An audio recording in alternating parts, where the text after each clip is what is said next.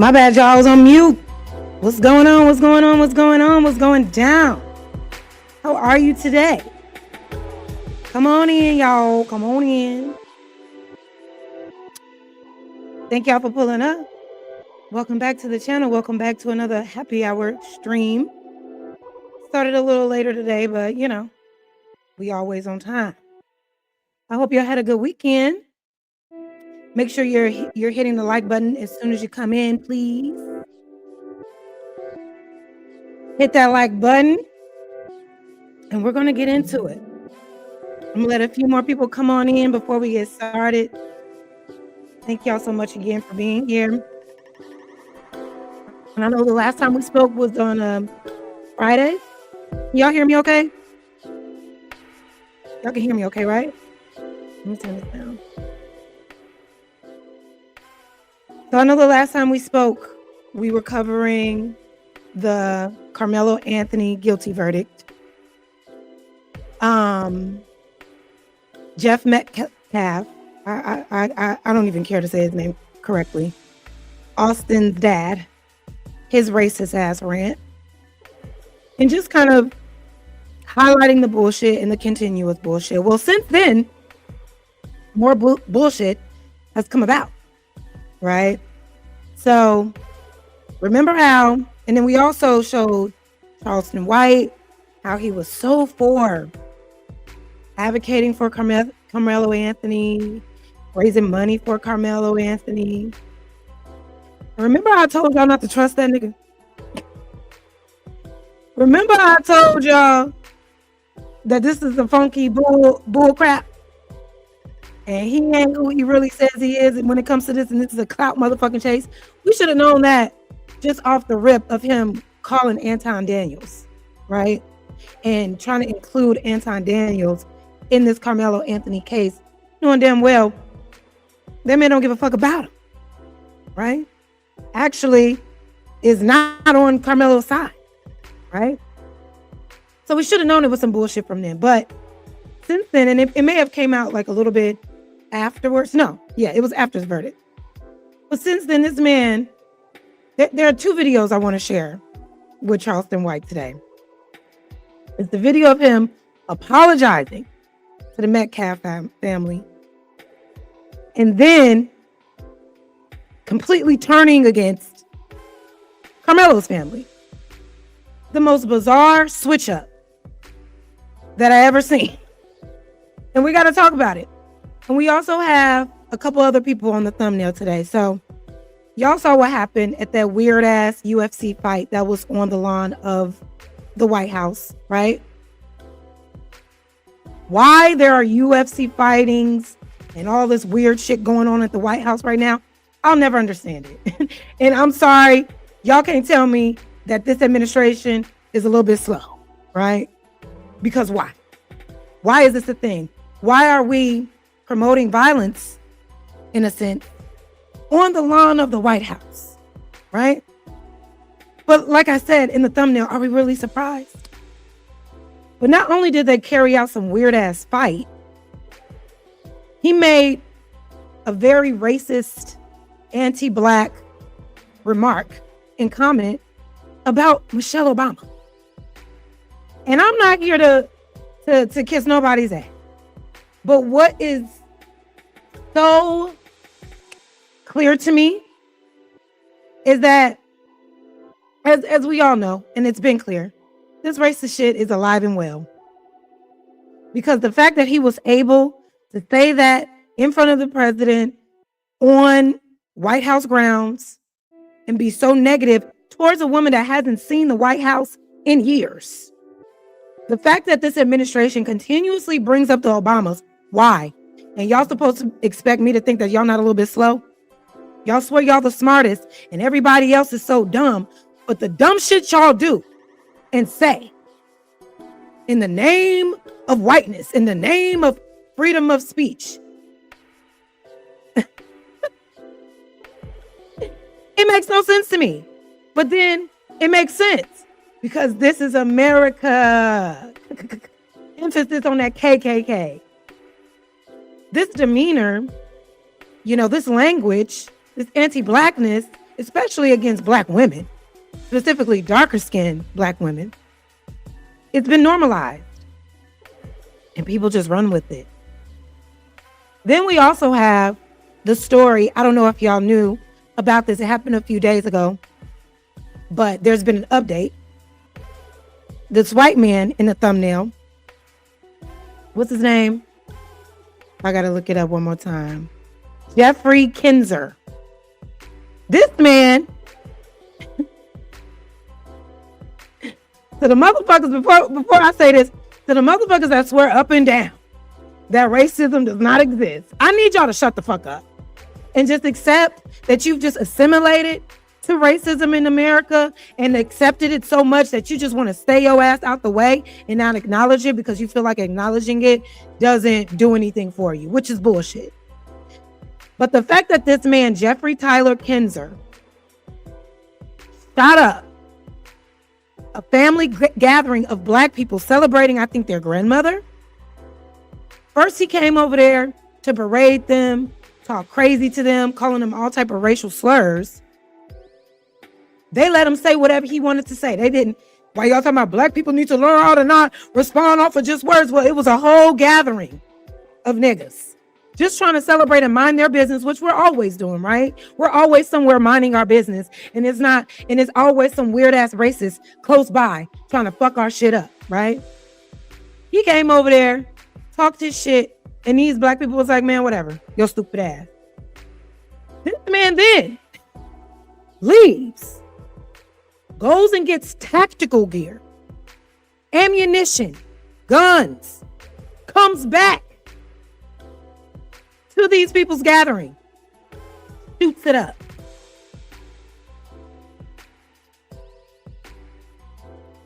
Shot up a peaceful family gathering of black people, black women, black men, black children. Shot it up, right? And now one of them people that was in that gathering, I guess he was like a vet or something, he shot back. And rightfully so. Because at that point, yeah, you're trying to murder me and my family. Yeah, I'm finna bust these guns. So the man ends up going to jail, y'all. The man ends up going to jail. The update that we have is going to blow your fucking mind, because the only thing that should be done to this particular person, life in prison, open and shut case. You came over there to literally unalive people, unprovoked, racially charged at that. And this is another reason why y'all not finna sit here and gaslight me and try to make it seem like, what are black people experiencing that's so different? We need our crime bill. We need our hate crime bill immediately. Them Asians got a crime bill just off of alleged verbal attacks, because I don't even recall seeing any attackings, physical attacks of these Asians, these island Pacificers, but they were able to get a hate crime bill within a year. We got white men in 2026 pulling up to our gatherings, shooting it up, going to jail. Ladies and gentlemen, that man is out on bond now.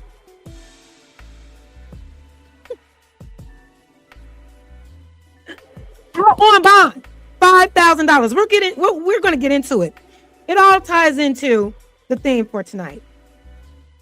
Are we really surprised, ladies and gentlemen? Are we really surprised?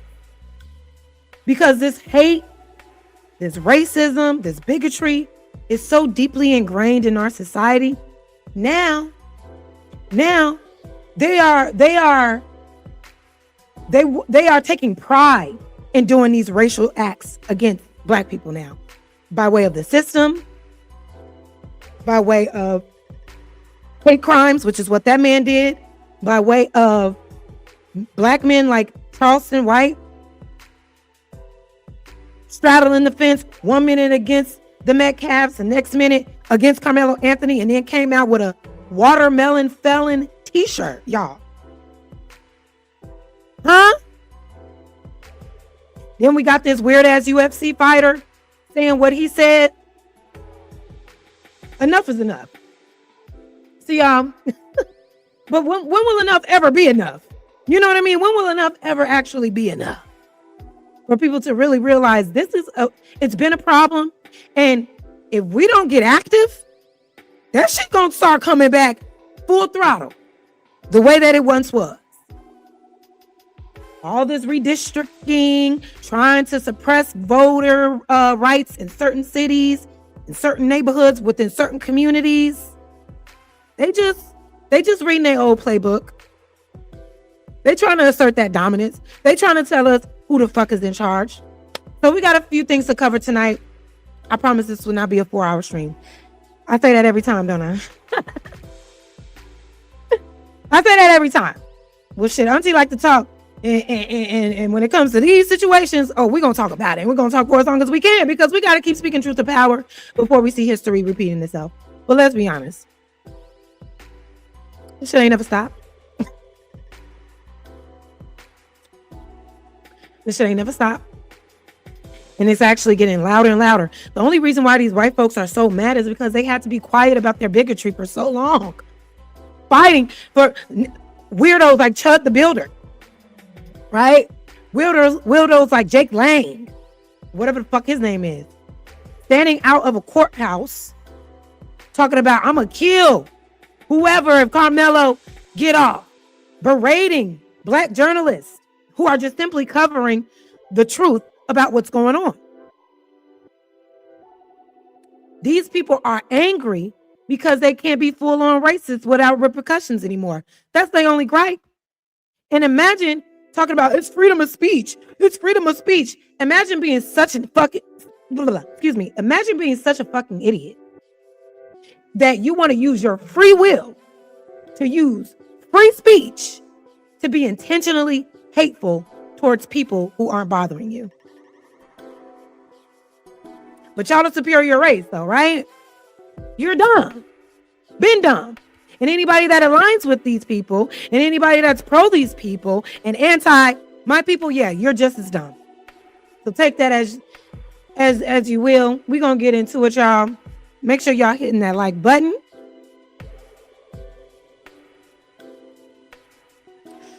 Make sure y'all hit that like button. I see y'all in the chat. Let me say hi to everybody. Let me say hi to my people. Thank you so much. You waiting on my beauty content? I need to do some beauty content. I got you. I got y'all. Thank you so much for being here, Slam Newton. Slam Newton in the building. My life in the building, of course. He says to run it up. The like, shares, and subscribe. Notification bells on, y'all. Let's get into it. Exactly. Thank you. Thank you for that. Called it first. You heard it here first. You heard it here first. Have I been yelling or something? My voice a little hoarse. Look, I already got like a raspy voice. Sometimes it's raspier most days than others. So as long as you can hear me, we good to go. Well, how you doing, Rod Neal? Thanks for being here. Angel, Earth Love, thank you for being here, beautiful. Thank you so much. Thank you. What you say, brother? Numbeezy says Trump and Dana White are buddies. That's pretty much sums it up. There's that. My life says, anyone know if Anton talked about the white man in Georgia shooting up that family reunion? He hasn't. Did he say it's not in his radar, even though this was an anti-black terrorist attack? Exactly. He won't. He won't. Yes. Yes. Yes. They came out with the Asian hate crime bill back in 2020? Back in 2020? Because there was this Asian hate going on. And I don't know if it was from black people to white people, or black people to Asian people, or white people to Asian people. I don't recall niggas hating Asians and going out and harming Asians like that. We don't be doing shit like that. We don't go out our way to provoke other groups of people. That's never been a thing. But I guess they was receiving hate somehow, some way. And the United States government went ahead and passed that crime bill for them. Meanwhile, niggas still are having hate crimes put against them are being hung from trees, are being given unjustified what do you call it? Sentencing for defending ourselves, being unalived by Asians, and these Asians are getting away with it. Where's our hate crime bill? Has this country not seen all of the hate that Black people in particular have endured since its inception? What do we got to go through to get our hate crime bill passed if we ain't been through enough already? So we're gonna get into it, y'all. Let me go ahead and pull up this first video real quick. Make sure y'all hitting that like button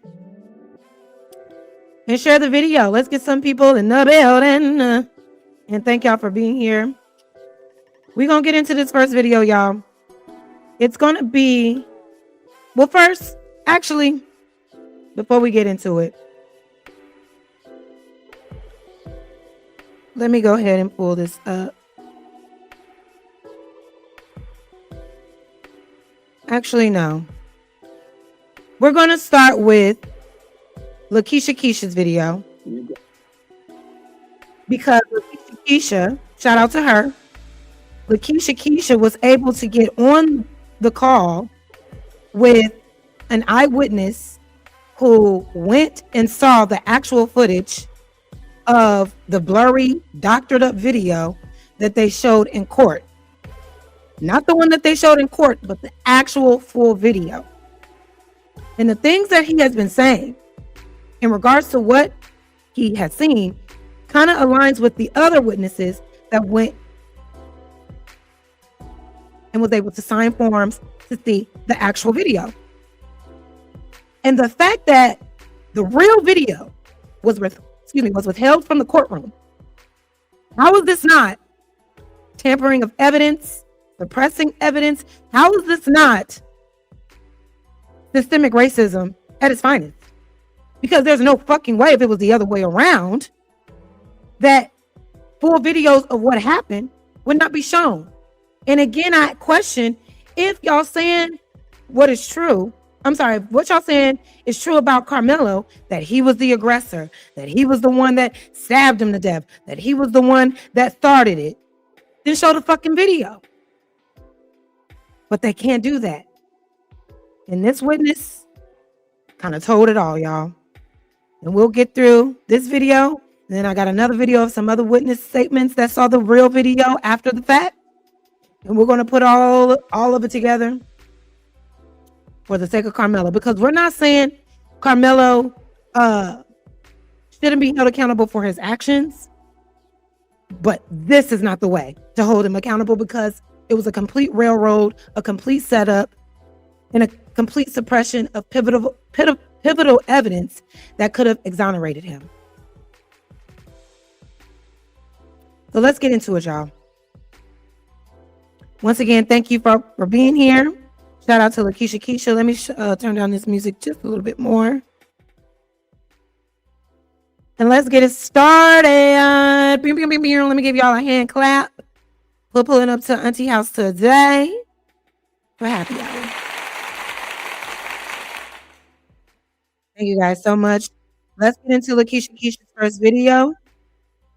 She is on this call with Dwayne. And let's hear what he has to say about what he saw from beginning to end. Let's get it. Here, right? It was last year in June. I saw it in June of last year. Okay. Can you explain what that process was like? Yes. You had to put in what they call a FOIA request, a Freedom of Information Act, or request for information, or PIR, public information request. And once you put that in. And I'm playing it from here because he's breaking down basically how he was able to get access to seeing the video. And I thought that was important to know, because I don't think his process was the same as others. A lot of people weren't granted the opportunity to see the video.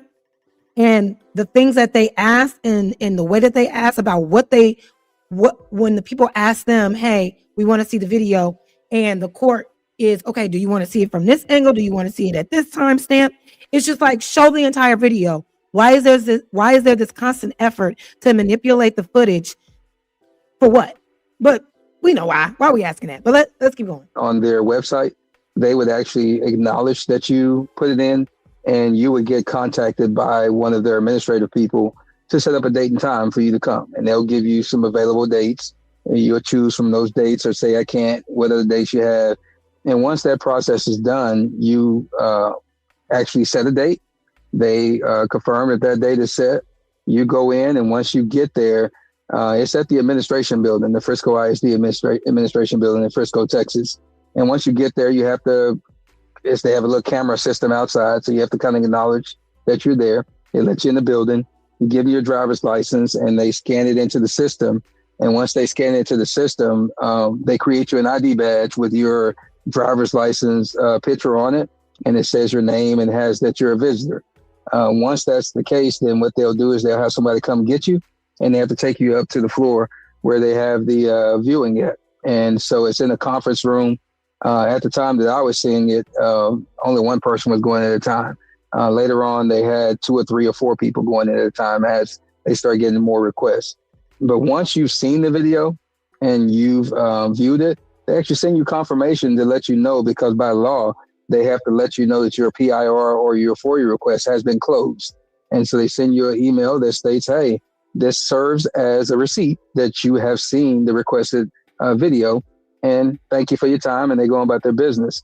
So there is a process, and anyone that's seen that video outside of the snippets that they showed in court to the people in the court, and the snippet of a video that they showed the actual jury, you had to go see it at Frisco ISD because it's property of Frisco ISD. It didn't belong to the DA's office. So the process is, to see this video, you need to turn in all this information about you, about your person, and only is accessible through ISD, which I think is good, because now the real footage is under police custody, because I believe ISD, that's the police department he's referring to. It doesn't belong to the Frisco PD. It doesn't belong to the parents. It belongs to the general public through Frisco PD, Frisco ISD. Got it. And so that's one misstep or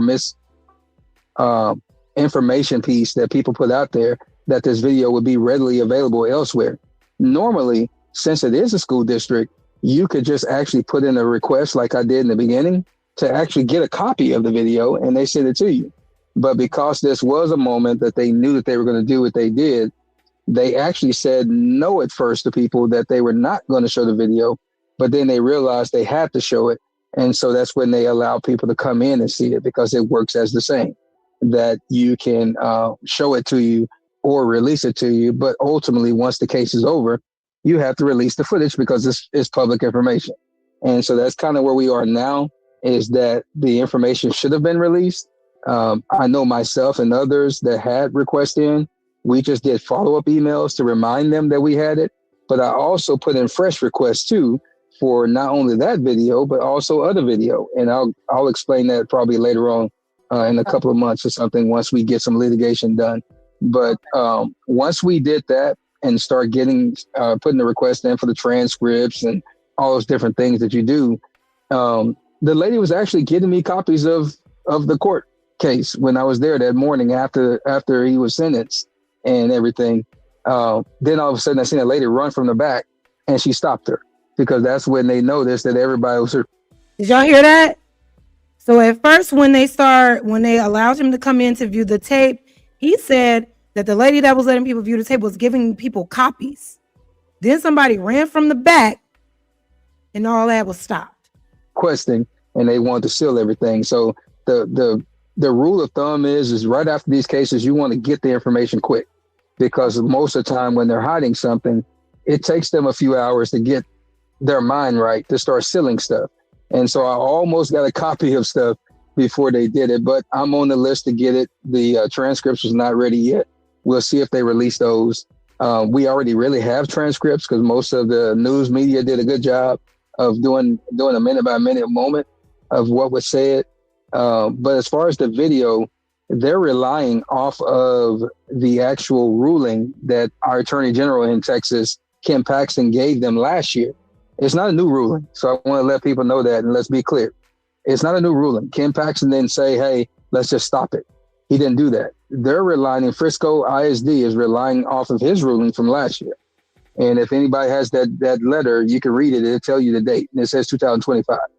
And so we have to just basically appeal it to to Ken Paxton, the Attorney General, let him make a ruling. And based on his ruling, then we can sue, or he'll make them give us the video out, because they really don't have no standing.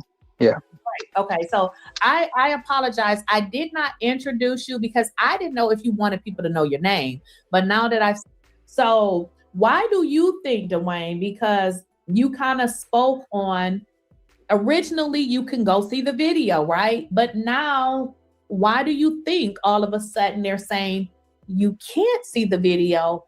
They have already shown this video to people. Well, they were showing it up until, I want to say, was that June or July?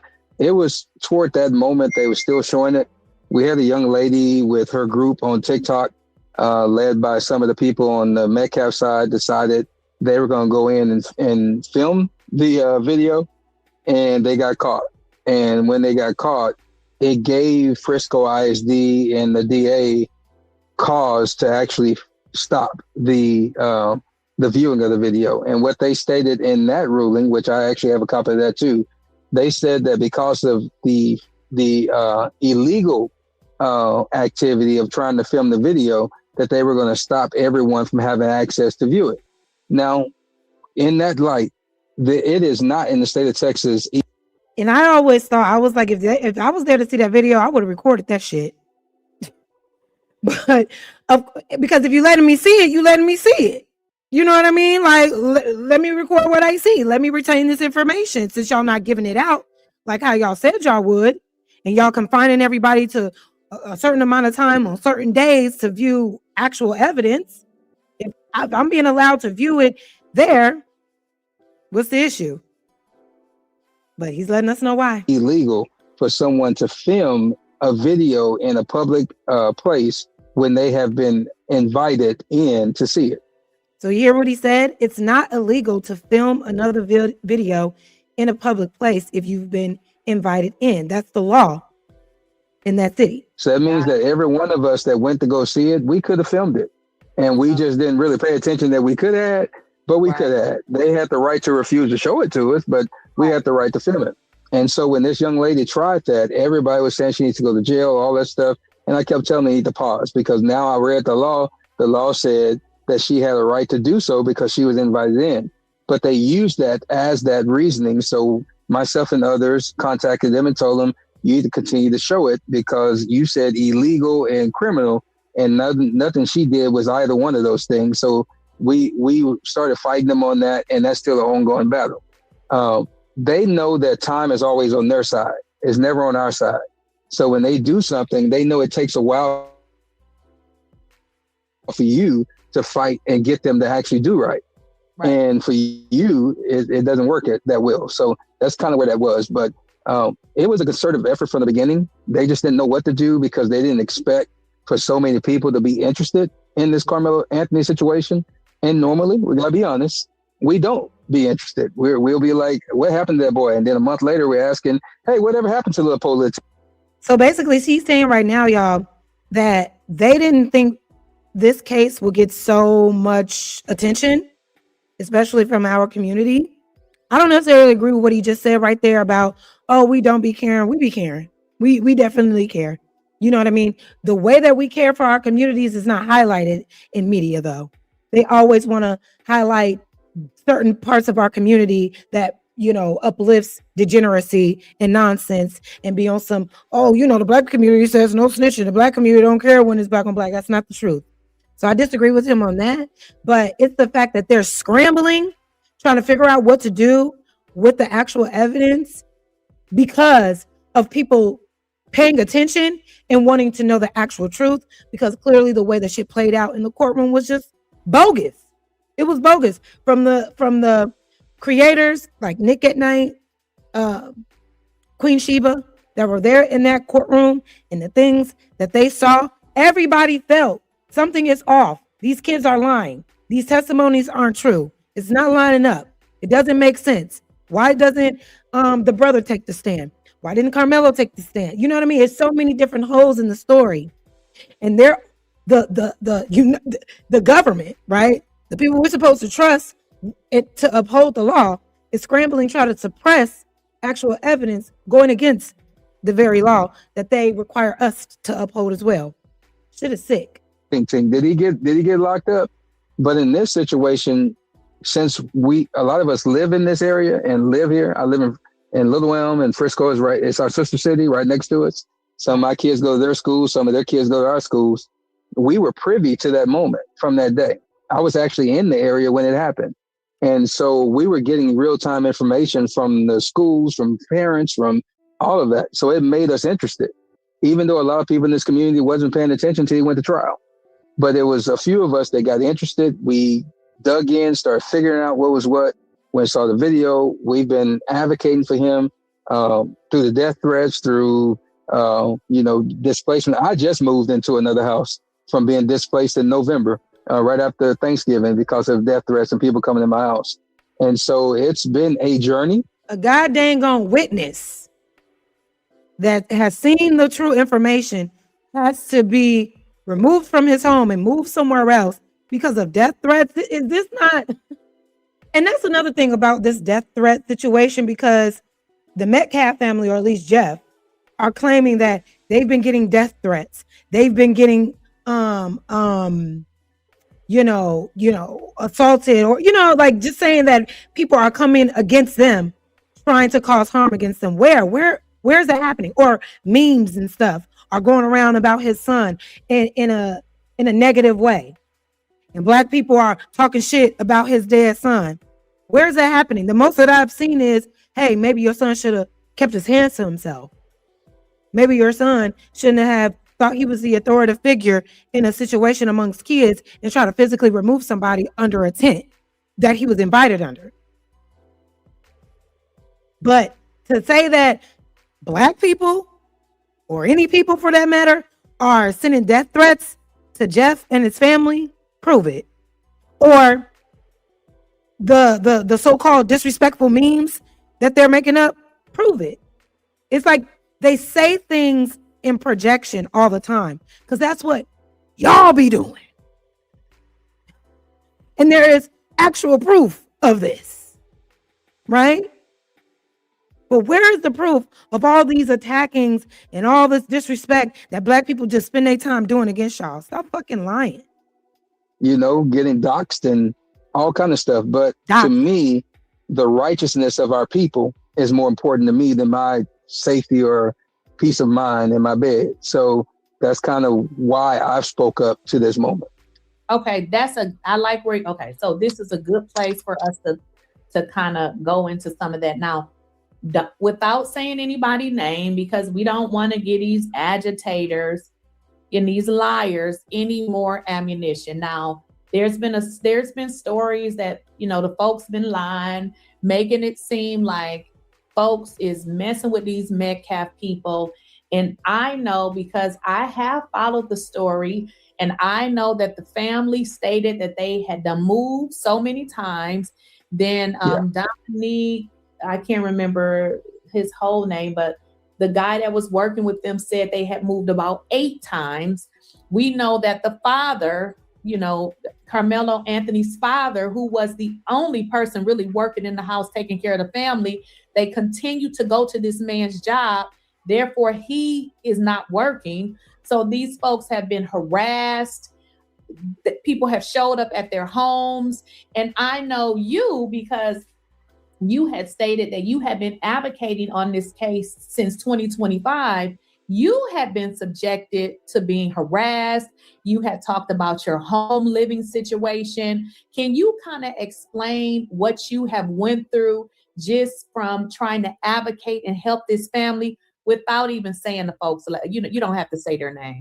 Yeah, it's been tragedy, to be honest with you. I guess is the word I can choose. It's been tragic. And not only for myself, but a lot of people who were advocating for this family, because I started in April advocating for him when it happened. And it's just so weird to me, and I'm gonna fast forward just a little bit so we can get to what he saw in the video. But what also is so weird to me is that, like, how can I say this? Why are you?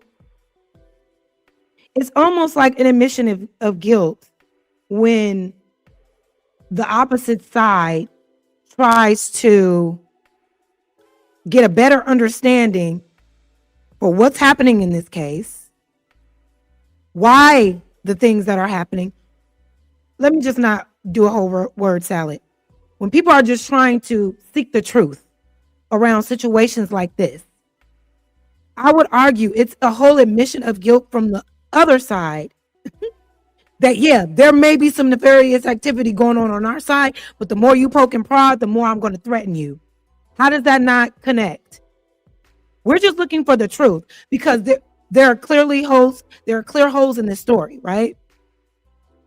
So we just want answers, and we're peacefully going about it. They're just advocating, right? They're demanding answers from the other side, and you want to send death threats.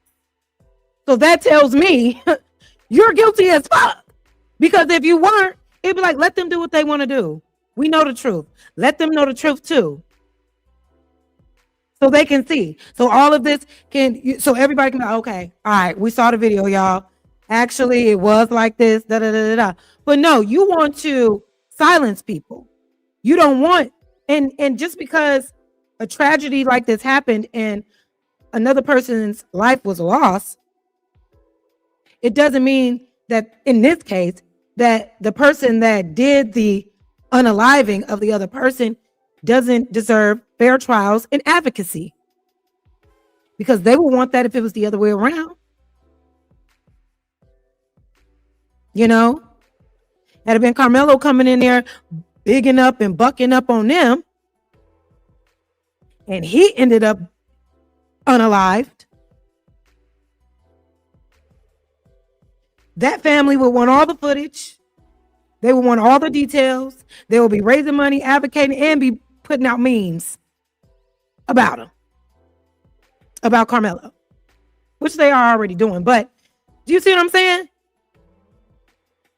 So why are you so against people just looking for answers on a case that clearly is missing answers?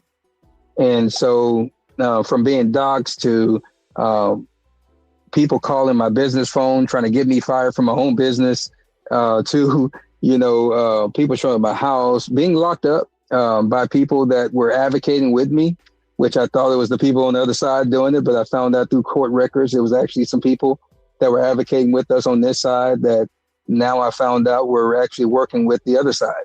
It's complicated, but that's that moment. I will speak to this. I will say this, because I did see a lot of information and people talking about Dominique Alexander, who was and still is the spokesman for the family. And I will say this about Dominique. That man has been solid from the beginning, and he's been the same now till yesterday, because I haven't seen anything about him today. And so now I don't know. That Dominique guy, is some weird stuff going around about him as well. But I won't derail too much. So just listen. Just listen. I know people have their understanding and their feelings, but a person that's a spokesperson is only that. They're your spokesperson, and they're only doing what you tell them to do. And so a lot of things that Dominique tried to do in this situation, he can only do what he's told to do and speak for the family. And so I do know in the beginning, and I will speak to this, in the beginning, he stepped up. He started speaking for the family.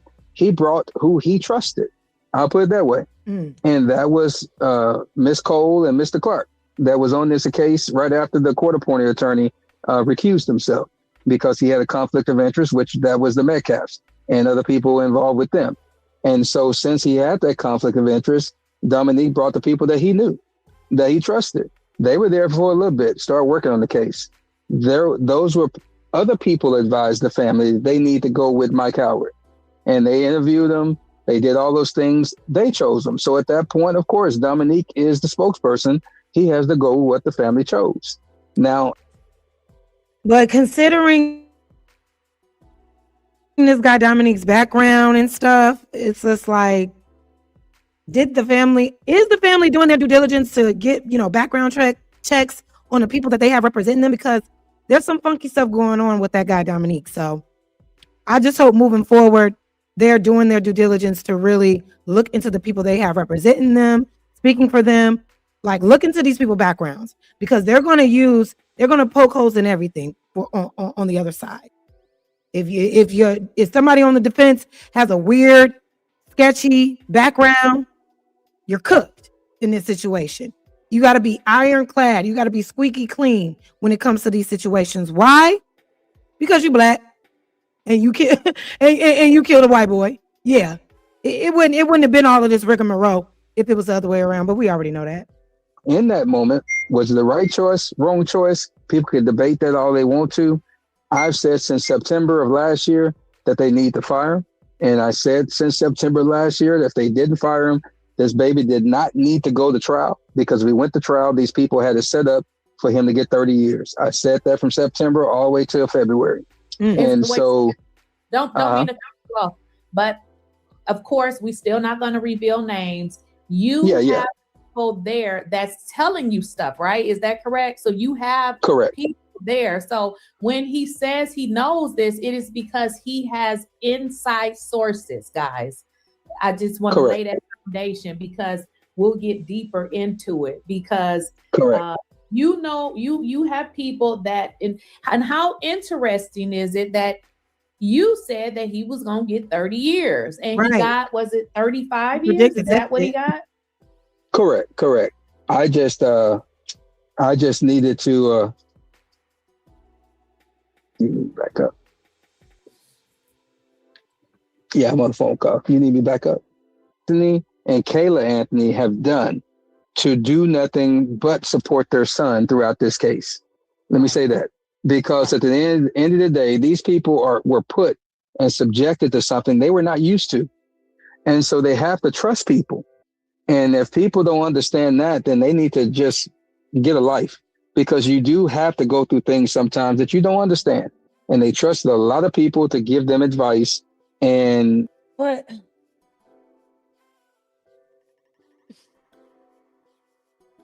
Who's sending these people to this family? Like, who's sending the Dominiques? Who's sending the Charleston Whites? Who is, and how? I just don't get it. It's like, I understand, but it's like when it comes to cases like this, you want to go with the best of the best, who knows their stuff, who can really fight and advocate for you and get the job done. They leaned in and trusted all the wrong people, it seems. And I'm just like, because here's another theory that's out there, y'all. And it's a little, not too much of a derail, but there's a theory out there. Everybody might be in cahoots. Why? Because this white boy was unalived at this particular school or what have you, school district. They got money and shit tied up in different things.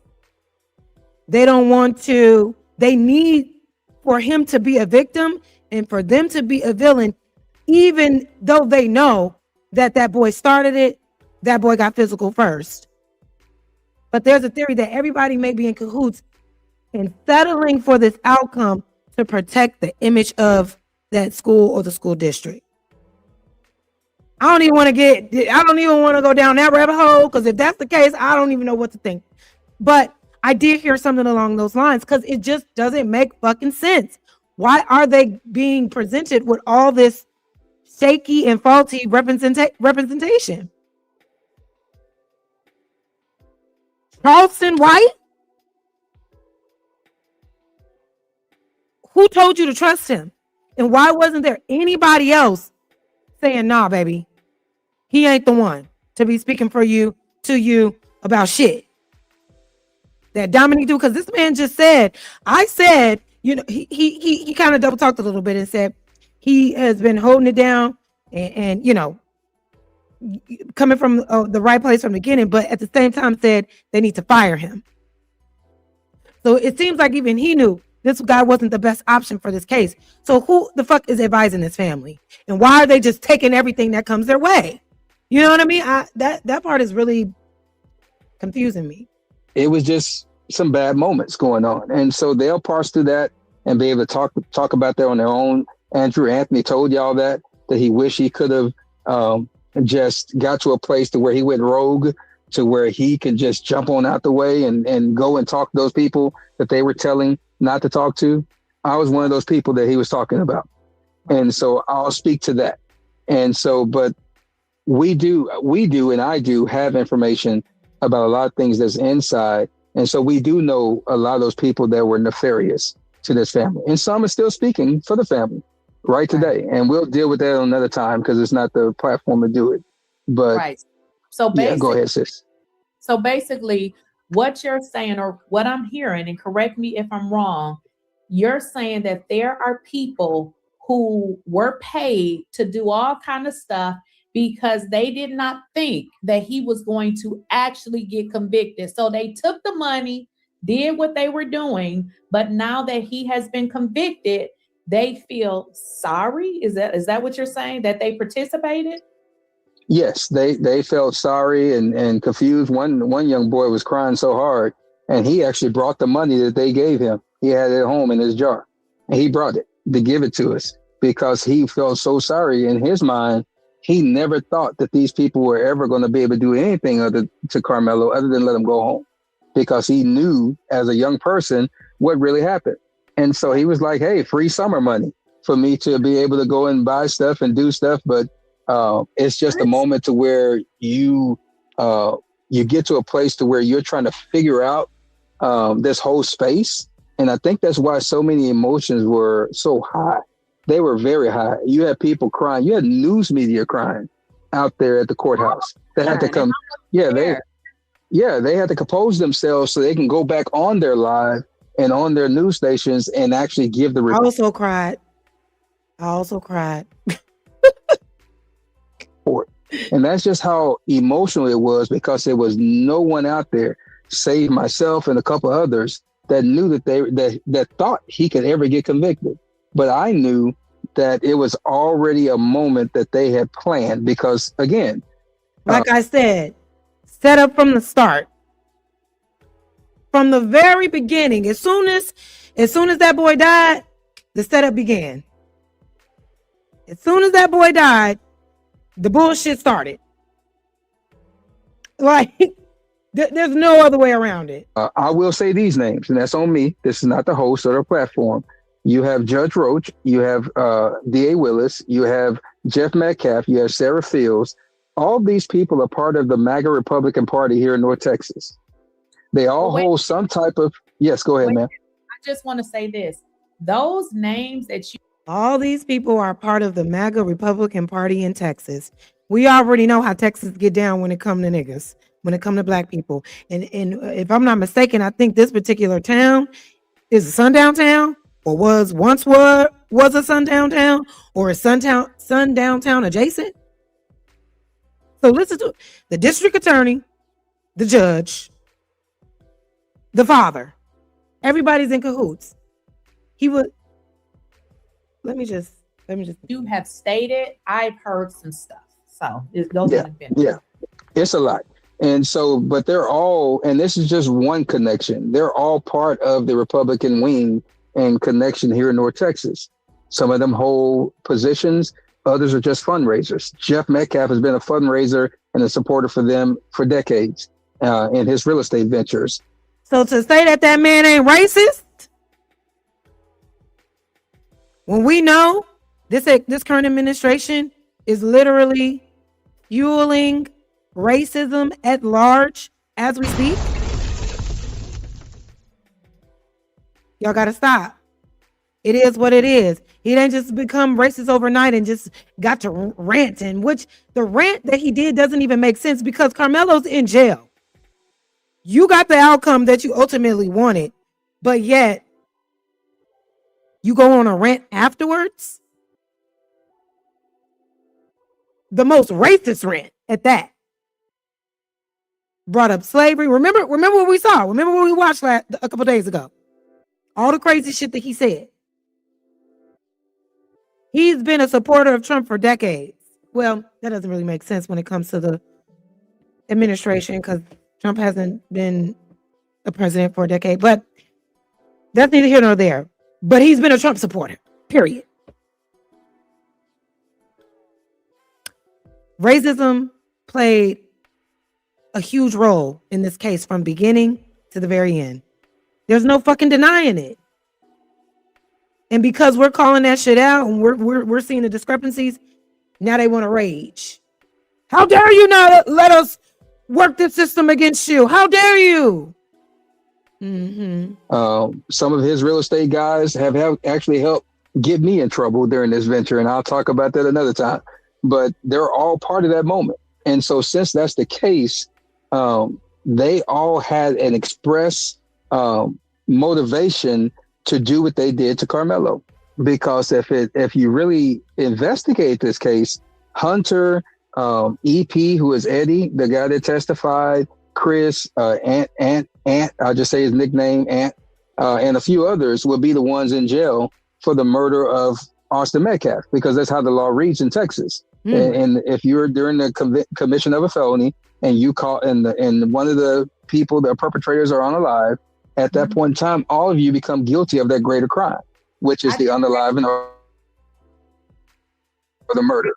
Yeah. I said that before you joined. I said, look, because I always tell them I'm not a lawyer, but I can read and look up stuff. I said, I believe that's the law, that if you are committing a crime, crime is we're going to go whoop his tail. That's still a crime. You're not supposed to be doing that. But in the commission of that, if somebody loses their life, we're all going down. That's what I told them. Correct.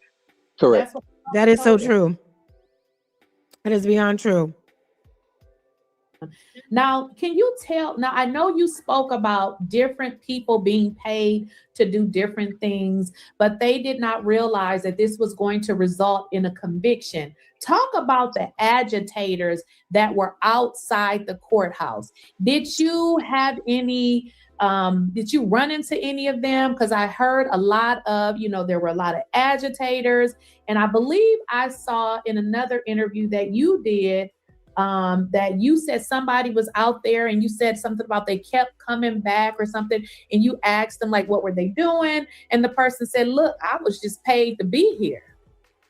Yeah, you had a lot of that. You had a lot of people that showed up probably 3 days in a row, and they would just ride the parking lot. You had some people that came, and there's a video of that, they kept coming, and one of the people that was out there with us was like, what are y'all doing? And they started yelling the N-word, calling them monkeys and everything else. And she ended up throwing some Cheetos at him. And I think he was surprised that she actually did it. You had people like that all over the place. Some people that used to be racially charged, racially motivated, trying to suppress the rights of people looking to advocate for their community. A tale as old as time. Only thing missing was the Klan hoods and the burning crosses. And did y'all know, sidebar, did y'all know there was a burning cross that was found in my city recently? In my city, Chicago, which we could talk about how segregated it can be, how segregated it is. And come to find out that it was an Asian man that did it. I'm just trying to figure out, like, what did niggas do to y'all? What did we do? What did we do? Besides exist. I don't understand the hate that they give. I just don't get it. and for these Asians to be so in an uproar against Black people while you in 2026 burning crosses in major cities, trying to send a fucking message, because we all know where that comes from, where that derives from. The fucking audacity for you to own businesses within our communities, never give any money back to our communities, by the way, never hire any of us for the most part within those stores. We make your businesses money. You did an unnecessary unaliving of a child, and you mad because we're upset? So you want to burn crosses? Where's the hate crime bill? Where is it? How much more do we need? Let's keep going. Advocators for Karmelo Anthony came out of the courtroom before he was actually sentenced or before he was actually found guilty while they were deliberating. Went got something to eat, and they were riding the parking lot laughing and doing the same thing that Sarah Fields and her people were doing with their kids in the back seat, laughing at the signs because we had plenty of signs out there. With their kids in the back seat, right? So for the people who love to say, oh, because I saw something else where they were debating like, oh, how could, what's his name, teach his sons racism? Because they practice that shit in front of them. They talk racist shit in front of their kids. It's inherent. It trickles down. It's passed down. You don't have to literally say, oh yeah, he sat his kids down and told them to hate black people. No, all they got to do is go around black people and do dumb shit. So what does that tell the kid? Oh, we don't like black people like that. They're not on our side. We're better than them. We're entitled to harass them. And they can't do anything. Look at my parents. They did it. So you don't think Jeff Metcalf wasn't talking shit and acting crazy and saying racially charged things to embolden his twin sons to be racist bullies? You don't think that doesn't connect? It does. And when he was found guilty, and that same individuals that used to advocate and still right now advocating for him were out there laughing. And they told their followers that they were actually in the courtroom when he got sentenced. They lied because they were outside with us, looking at us, cuss me out, roll by, cuss me out right quick. So all these things are real things.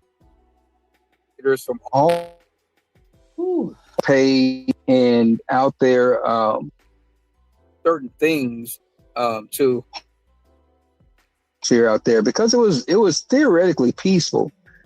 Even with some of the Metcalf people that showed up until Jake Lane showed up with his little protest moment that got him ultimately arrested on the $1 million bond he in there locked up for right now. And just people like that came out. So it was a lot of agitators, a lot of paid people. So you got black people out there protesting peacefully, and the agitators came around to agitate, but then the media will only show you black folks looking like agitators, black folks looking like they're the ones that's causing all the ruckus. No, you saw a community show up for their community and white folks got mad. But because we're in this racist ass country, the media is going to only portray what when it comes to black people? Exactly. And it was a young lady and a man in the car. They just kept riding. So I went to them, asked them if they needed anything. Because where are the videos of that? Where are the videos of these white agitators coming out at large saying and doing all these things? And you got Jake Lane in fucking jail right now complaining. He's in the hole. He's in the pokey. You know, he's not eating right. He's complaining. And he keeps using the idea. And all this because of free speech. All this because of free speech. You were out there saying you was going to kill somebody. You should be in jail. That is a threat. Nobody should take that lightly, especially when you come in there physically screaming at people, saying that this is what you're going to physically do if there's a different outcome in this case.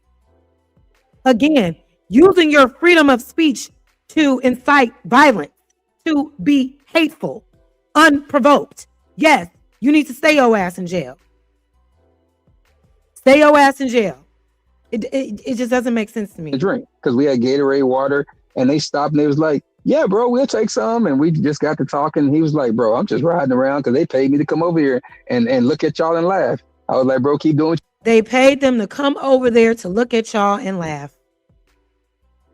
A setup from the motherfucking start. Crazy. The way they spend their money to be so ridiculous and dumb. It's just... What the fuck? You doing? They paid you, you know, make sure you get your money worth. And we laughed and went on by our business because I understood that this was deeper than just Karmelo, the Metcalf twins, the kids that were there. It was just deeper. and I understood that it had a deeper meaning that was. Y'all, I'm so sorry. Let me acknowledge some super chats. My bad. Shout out to y'all for being here. Round of applause. Y'all know I love y'all. You know I love you. I be trying to stay locked in, okay? But let me get through some of these super chats real quick. I appreciate y'all. Exactly, Larry. No black people on jury. Defense witnesses flipped. Exactly. Hidden videos. Shit smells fishy as hell. Been fishy. Exactly. What's going on, the genius? How you doing? I'm so late on these chats. I'm sorry, y'all. Let's see. Why are you reviewing her platforming a PDF? Who's the PDF? I think you are confusing this guy that Keisha is interviewing with Dominique, which was the public spokesperson for the Karmelo Anthony family. Allegedly, he has like some weird cases regarding PDFs and child abuse on him. This is not the same guy. Okay. The guy that's on the phone is this man, Dwayne, who's been actively involved in this trial since before the media got hold of it. He's been boots on the ground in Texas, trying to find the actual evidence following the trial, etc. Keisha sat down and gave him an interview. So that's who that is. That's who that is. Let me see. I missed another one. Oh, here we go. Exactly, Trail Mix. Thank you for being here with a $2 super chat. He says, what we did wrong was breathe and look black. Exactly. And be black. You know? I ain't never seen a Klan member in person in my life. Yes, I have. Yes, I have. What you mean? You don't know my life. What you mean? Y'all see them every day. They just don't have hoods on. Okay? They just don't wear hoods, but y'all see them all the time. Chad the Builder, Klan member. Jake Lang, Klan member. When you're going around provoking black people, inciting violence, specifically amongst a certain type of group, yeah, you're a Klan member. Hood or not, you're in alignment with their beliefs. And that's harassing and harming black people. So yeah, we know them. Shit, look at your damn president. The Klan members, isn't it true that their organization like gave to this administration? White nationalists are Klan members. Are we dumb? Past all this moment, because a lot of those people did not even care about Austin losing his life. They didn't even care about whether Karmelo did it in self-defense or not. They just cared about the opportunity to make money, to get their fame, and some for whatever ideological purpose or religious purpose or political purpose that they chose to do what they did in that courtroom. I don't understand that yet. I'm going to get to the bottom of it. And that's what we're working on right now. But it's a greater moment than just these guys choosing to bully like they've been doing since the 4th grade and stepping up to Karmelo and doing what they did, because all the testimony in the court said that Eddie actually told Karmelo as he was walking by to go stretch, hey, come here, Melo, come here. And he came here and he sat down. They dapped up and they talked. And in between that, someone reached out to the Metcalf twins and the other friends, and they came from the school area and they came over there and assaulted him. That's a fact. That's what's on the video. That's what was said in the courtroom. What was said in the courtroom and what was on the video is that Karmelo was fucking in to stretch, dapped it up, all of the things. So the idea that he wasn't supposed to be over the kid that invited him, know that? This shit is rooted in racism. Not only that, see, they was jealous of that boy Karmelo. They wanted to. They. Let me get my thoughts together. Let's continue. How can you get from that, and then the jury come back and say that the man is guilty of murder? Right. Because the fix was already in. I'm glad you went there. So let's get into it. Tell us what you saw when you watched the video. Okay, when I saw the video, you can see that Karmelo and other kids Again, are all y'all getting confused. This is not Dominique. This is Dwayne. This guy, Dwayne, is not a PDF or a rapist. Stop it. Y'all come around and y'all always saying the wrong shit and running off of it. Pay attention. This man is none of the above. Allegedly, he is these things, but this is not the same guy. The main reason why I haven't spoken about that public speaker or whoever he is, Dominique, is because of these alleged crimes that he's done. But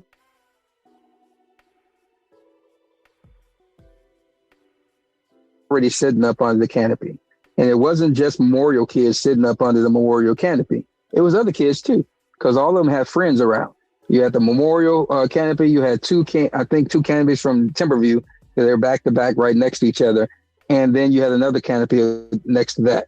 And so right there, it was peaceful. You can just see kids sitting. The administrator that's there showing you the video tells you, hey, look right here in the top right-hand corner, because that's where you're going to see the boys coming from. And she's speaking of the four. And you can actually see those four. One thing I want to say, Dwayne, because that's the part that everybody says this. When they say when you come in to watch the video, they tell you, look right here. So it's crazy that they can tell you where to look so that you can see what's getting ready to happen, but nobody saw what happened. That doesn't make any sense. Correct. right. Correct. Because she's telling you all kind of things. She's telling you it's a lot going on, because it's a lot going on. Kids are working out in the field. You can see some parents or grandparents sitting right up under the 40-yard line camera that's over on the home side. And the guy had his hand on his forehead like this the whole time, because he's looking directly at what's going on. You can see the raindrops coming down. And right when the twins, well, actually it was right when they were coming up, one of the boys veered off to the right. It actually was two of them, but on the camera, you can see one that veers off to go to the coaches to distract them. And then you see the other boys coming along. One goes in front of them and bypasses the little girl in the yellow poncho. You hear people talk about that all the time, which is EP's sister. She was sitting down there at the bottom. Again, y'all getting these men confused. Y'all talking about Dominique. This is not Dominique. This is Dwayne. Person that is not of that. But also understand, now this Dominique situation might be true, but anybody that's coming out with the truth that's black, they're going to try to defame them. They're going to try to slander them. They're going to try to make up stories and lies them to discredit what they're saying.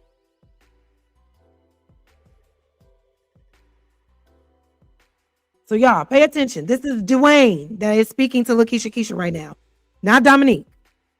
They got rid of Dominique. Okay. Right, exactly. This is not Dominique. Y'all ready to just rage. Oh, he's a black, but like, pay attention before you start to talking and shit. God damn. See the four guys that come up and walk up. And so these four boys never sit down. They never do anything but surround Karmelo. And you heard in the court that the attorney, the district attorney, was trying to get the witness to say, well, they weren't in the U shape, they were in the L shape. You know, that's the type of contention they had, but they were actually surrounding him. So Karmelo is sitting down. Yeah, he was sitting down. And so when they came up to him, you could see the thinner boy, which is on the end, which was one of the little black boys. He was kept going up and down. So that means he was agitating Karmelo. You could see Austin Hunter directly in front of him. And the mixed young man was sitting over to the right. So they had him cornered in. He couldn't go anywhere. And so at this point, they are sitting there. Austin actually pushes Karmelo. And he pushes him so hard until he falls back and hit the bleachers. Now, in courtroom testimony, they said that he actually fell in the lap of another kid. But there was no other kid sitting behind Karmelo. So there's that. And so he did hit his head. He came back up. And once he hit his head and came back up, then you seen... Dwayne, Austin. Don't mean to cut you Go off. ahead. Dwayne. I do want to say this. Thank you, Joel Breezy. Mhm. Thank you. One thing that we learned about Karmelo is that he suffered from seizures. He You see what I'm did. saying? So you Yeah. throw somebody and they hit their head, he could have lost his life. You He see what could I'm saying? have. He Yeah. had every right. And that's the thing. You hear what he's saying though, y'all. He was surrounded. He was pushed really hard against a bleacher. You're surrounded by bigger kids. Yeah, I would think my life is being threatened as well. I would think I need to fight for my life as well. It's all these people against me. One false punch, one wrong way of falling, hit my head on this bleacher. I'm out then. Now I'm gone. So was it really so wrong? Was it really so wrong for Karmelo to have allegedly intentionally pulled out a weapon? I'm sorry, a tool, and used it as a weapon to defend himself. If what he's saying is true, that's on the actual 4K video, it would make sense. To defend himself because nobody knows where it would have went after you know what I mean, after he hit his head. Who knows what would have happened after that moment? Correct. And that's kind of the whole moment of it. He suffered from epilepsy, so he suffered seizures. He also had surgery on his shoulder. He had injured it in football, and so he was recovering from that. They had just cleared him to go back to track and start running. So he had a lot of disadvantages. He was smaller than them. It was two big dudes there and two other dudes that played football. And then they had other guys that was around. It was a young man, I ain't gonna say his name, but he was filming the whole thing. That's the one that we see on Snapchat of the 2 minutes before. That everybody had the still pics of Karmelo sitting and we could see him from behind. That's a whole video. That young man filmed the whole fight. Oh my God. So you're saying that they're Film the whole damn fight. Where's the video? So not only do we have just surveillance footage, we got somebody's phone with the entire fight. They playing in our faces. They're playing in our faces. But let's continue. somebody on TikTok. Keep watching, y'all. He's on. I said Snapchat. My bad. On Snapchat, not TikTok. Yeah, So Snapchat. Snapchat, and he has this stuff online. Correct. It's been shown all over the place, and a lot of us have the 6-minute video of him showing and the still shots.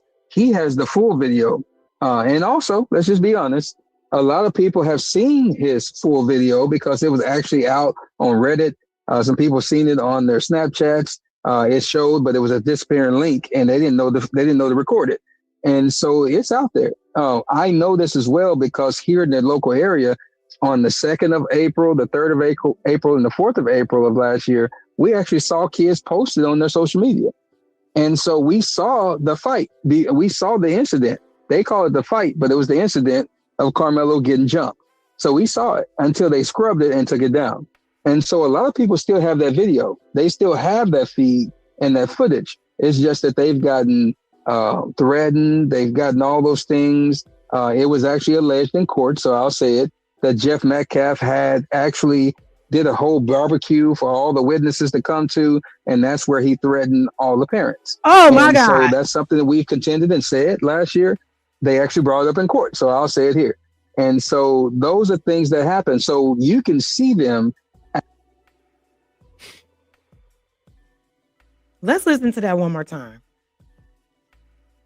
I just want to know if I heard what I heard correctly, because this is how you know everybody was in cahoots, because that could have been a easy way for the defense to have shown up for Karmelo and said, hey, why did Jeffrey invite all the witnesses over and do a barbecue and then threaten the parents about releasing footage? What's that about? That shit crazy as hell. Let me listen to that again. Because what? That Jeff Metcalf had actually did a whole barbecue for all the witnesses to come to, and that's where he threatened all the parents. And so that's something that we've contended and said last year. They actually brought it up in court, so I'll say it here. And so those are things that happen. So you can see them actually jumping him. The first person to throw a punch was Hunter. Hunter cold-cocked the boy, and that's Wait. when they jumped on him. That's funny that you say that, because right before Hunter, not even Austin, Hunter. But it does make sense because in one of like the first times that he spoke about it, because his little bitch ass didn't take the stand. One of the first times that he spoke about it, he said, "My brother always has my back. He's always having my back." But the scenario, it was allegedly started with Austin. Why would he need to have your back if he was the one that started it? Because you threw the first punch. Got it. Okay. The truth will be revealed, one way or the other. before you joined, I said, this boy is guilty. You can see it in his face. He knows Correct. that something he did caused his brother's death. I said that. I said he Correct. is guilty. When I look at him talking and he's doing that press conference, he's looking up, he's looking down. That's a sign of guilty. A person who Correct. can't look you in your face, they have something to hide. And then as I agree. watch his mother, it's almost like she's crying, but she's not telling the full story either, because I believe she knows what happened. Of course, they both all do, know what and happened. I'm gonna tell you that as a fact, and this is Dwayne saying that. And that's the thing. They all know what happened and are all being able to lie about what happened. Jeff Metcalf and Megan Metcalf definitely knows the truth, but they're stuck between a rock and a hard place because Austin was their favorite child, and they know that Hunter is guilty of causing that man not to be here no more, because Hunter is the one that started the whole situation. And so, as he said on his interview, that my brother always has my back, even when I'm wrong. He said that out of his own mouth. So that's on his interview, not mine. And so, since we know that, and that day, once he threw that punch, they all started beating on Karmelo. Karmelo disappeared at the bottom because they're all on him, and they're hitting each other, hitting him. Karmelo actually gets away. That's what people don't understand. He got away. He backed out. Austin grabbed his hoodie and pulled him back. And on the video, you can see his gray hoodie stretched out and him coming back. And you can see the look on his face. I remember when we first talked about this, we brought that up.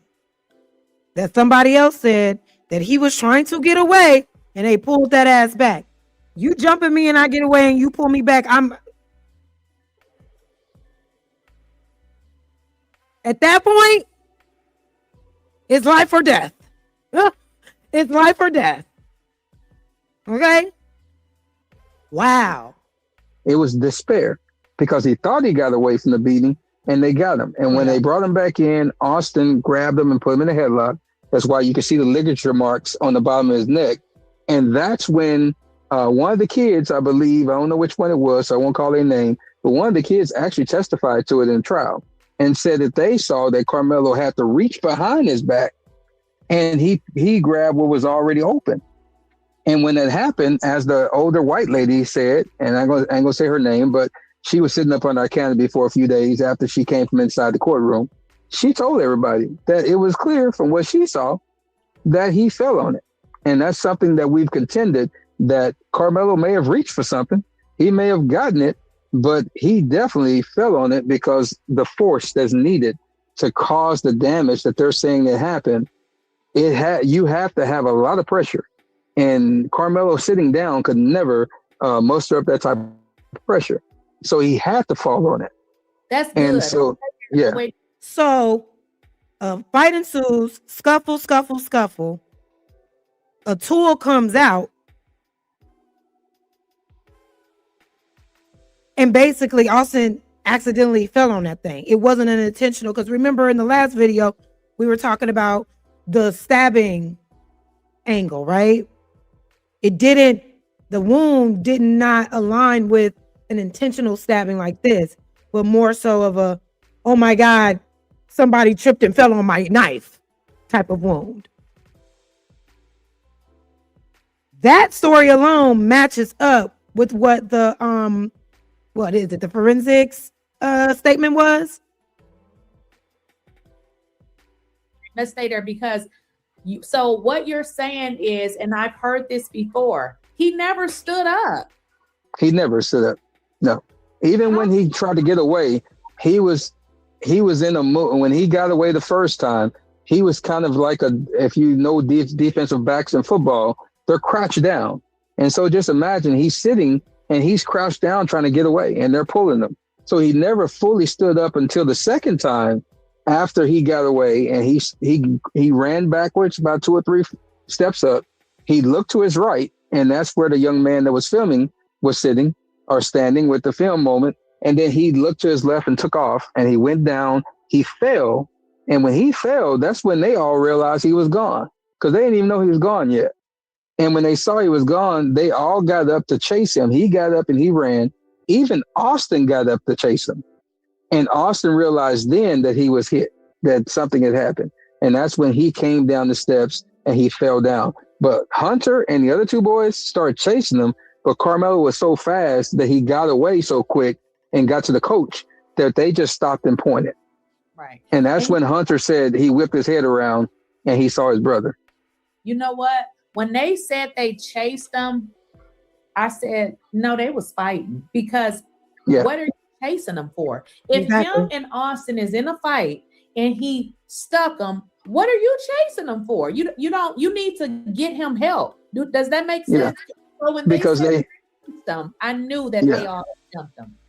Yeah, because they didn't know that they didn't know he got poked yet. They didn't know that he was stabbed, because they all, including Austin, tried to chase him when they realized, because he got away and they were still fighting. Austin was at the bottom because he had Karmelo in chokehold. So he just figured that he was loose, so they still hidden. And then all of a sudden, that's when he fell. When he ran away and fell, they heard that fall. And that's when they all looked and like, oh, he getting away. And they all went to chase him. Austin tried, but he realized he was hurt. And so when all that happened, everybody know that they heard Jeff Metcalf and Hunter. Hunter said that he went and gave him aid. He held on to him and kept pressure on his wound and all that. That's a lie. Hunter never got close enough to him. He turned around, whipped his head around. He went to step forward. By that time, the other coaches were coming because Karmelo already told them what was going on. And so they were coming, and the coaches came. One coach held Hunter. He was screaming. That is true. He was screaming. So this boy got during that press, and of course they had to make it, make it seem like, oh my God, he held his brother in his arms when he died, to pull on people's heartstrings to try to paint this picture like a gruesome murder just happened. That boy never touched his brother after the fact. It's just so many lies that are like that are being what's the word? Permissible? Lies permissible now in court? Under oath? So should we not take oaths in court seriously anymore? Because clearly it just depends on who you know within the system and in the courtroom, and who can get you off and who can get you the outcome that you want. That determines if you need to tell the truth or not. Got it. This whole situation, and even with Cyrus Karmelo situation, that trial, this is revealing just how corrupt and dishonest this system is, and how we should have all the pushback. There are other people in other countries that have literally revolted against their government, revolted against their system, and won. When we gonna do that? When we gonna get tired of these people playing in our faces? There's no fairness. There's no just system that we can honestly say protects us in America, especially for Black people. And for real. And so since he was screaming, he never, ever got to his brother. Never. Wow. And so it's a moment to where if we just go at face value at what we knew before we got the trial, they're saying that Karmelo told them that he shouldn't have put his hands on me. I did it in self-defense. By Frisco PD's own policy, once a suspect has asserted self-defense, they have to arrest everybody, take everybody down for questioning, take their statements, send all the evidence and the statements to the DA's office, and they send it to the grand jury, and you let the grand jury make the decision who's at fault. They never did that. Wow. If I tell you they had Karmelo already booked and charged with the murder of Austin Metcalf before Austin Metcalf was even pronounced dead at 10:53 a.m. Oh my God. Because they already knew what they wanted. because when all those officers got to Kirkendall Stadium, they saw their friend's son laying there in this situation. And as the paramedic said, he was purple, and they had to administer blood to him, and then he perked back up. His color came back. They put him inside of the ambulance, and they were basically working on him as he had a heart condition, not that he was losing blood. And so that's why it was a pause. That's why they took him to the Plano Hospital instead of the hospital right by Kirkendall Stadium, because there was no rush. They didn't think they were going to lose him because it wasn't anything grave for the puncture that they had. Wow. It's not even that much blood on the scene in any pictures and photos that we've seen. So we know that this is a moment that it was a setup to protect the friends. And I think it became a moment of revenge for the Metcalfs, because that was their favorite child. And the way that Jeff Metcalf looked at his son, that now they had twins and showing favoritism. Y'all birthed the same child split in two, and y'all showing favorites, and you don't think that developed some type of bully like mentality? One of the kids is being neglected, being shown that he's being, not loved as much as his brother. You don't think he will find ways to lash out on other people at random, kind of like how this went down? Interesting. The next day he did the interview on one of the news stations, and the guy said, "Hey, there's Hunter right now. You want to talk to him?" Jeff, his looks could have taken Hunter out that day, and he said, "No, I don't want to talk to him." And he sat there staring at him, and you can hear the car alarm on the truck, and you can hear the door close, you can hear the truck start, and Jeff didn't say a word. He was just looking at Hunter like, "You should have been the one." And then all of a sudden he snapped out of it and he started talking. That's you know, when you said something, when I was watching the video of the mom, and she said, Hunter called me and said that he had been stabbed, right? Do you know what the mother said? She said when she went to the hospital, so instead of her coming to where they were, she went to the hospital. Do you know what that lady said? He still hadn't made it to the hospital. So I'm sitting there like, what if they let the boy body just lay there? Yeah. So when you say they didn't think he was going to die, I can relate to that, because the mother, I would have to go back and watch the video, but it had been 20, 30 minutes. I don't remember the exact time frame that she said, but she said that when he told her that he had, been stabbed and she knew what hospital, she went to the hospital. She had got to the hospital. They were not even there. So I'm like, what if people just stay there with the boy's body? So he didn't even actually die from the. And did the autopsy report ever come out? I don't know. It's been so much information. I'm getting lost in the sauce in all of this. So they took their time going to the hospital because the injury, they was like, "Oh, he'll live." But because he had asthma or like a breathing issue, that's what caused the death. What? Body, maybe if you would have rushed, and they was like, "Yeah, we'll just take our time. He'll be all right. But either way, we're gonna convict this guy, Karmelo." What?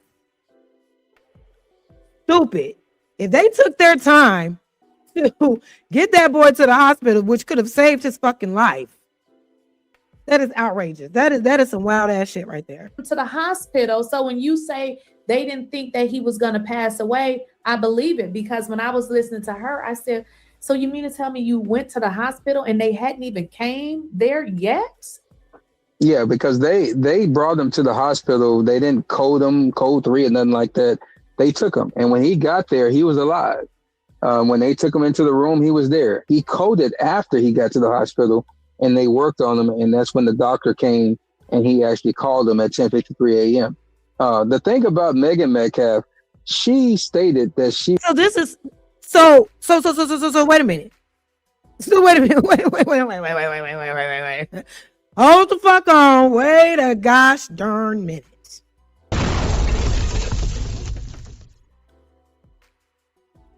Karmelo ain't killed that boy. The hospital did.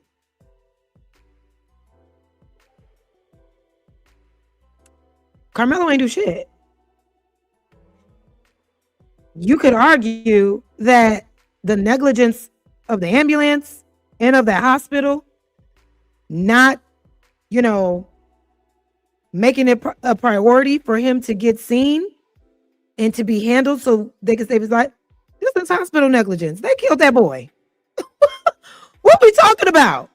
What are we talking about? I pray to God that if they can get this case appealed, they get the right lawyer, because all this shit needs to be put on the table. Oh, no.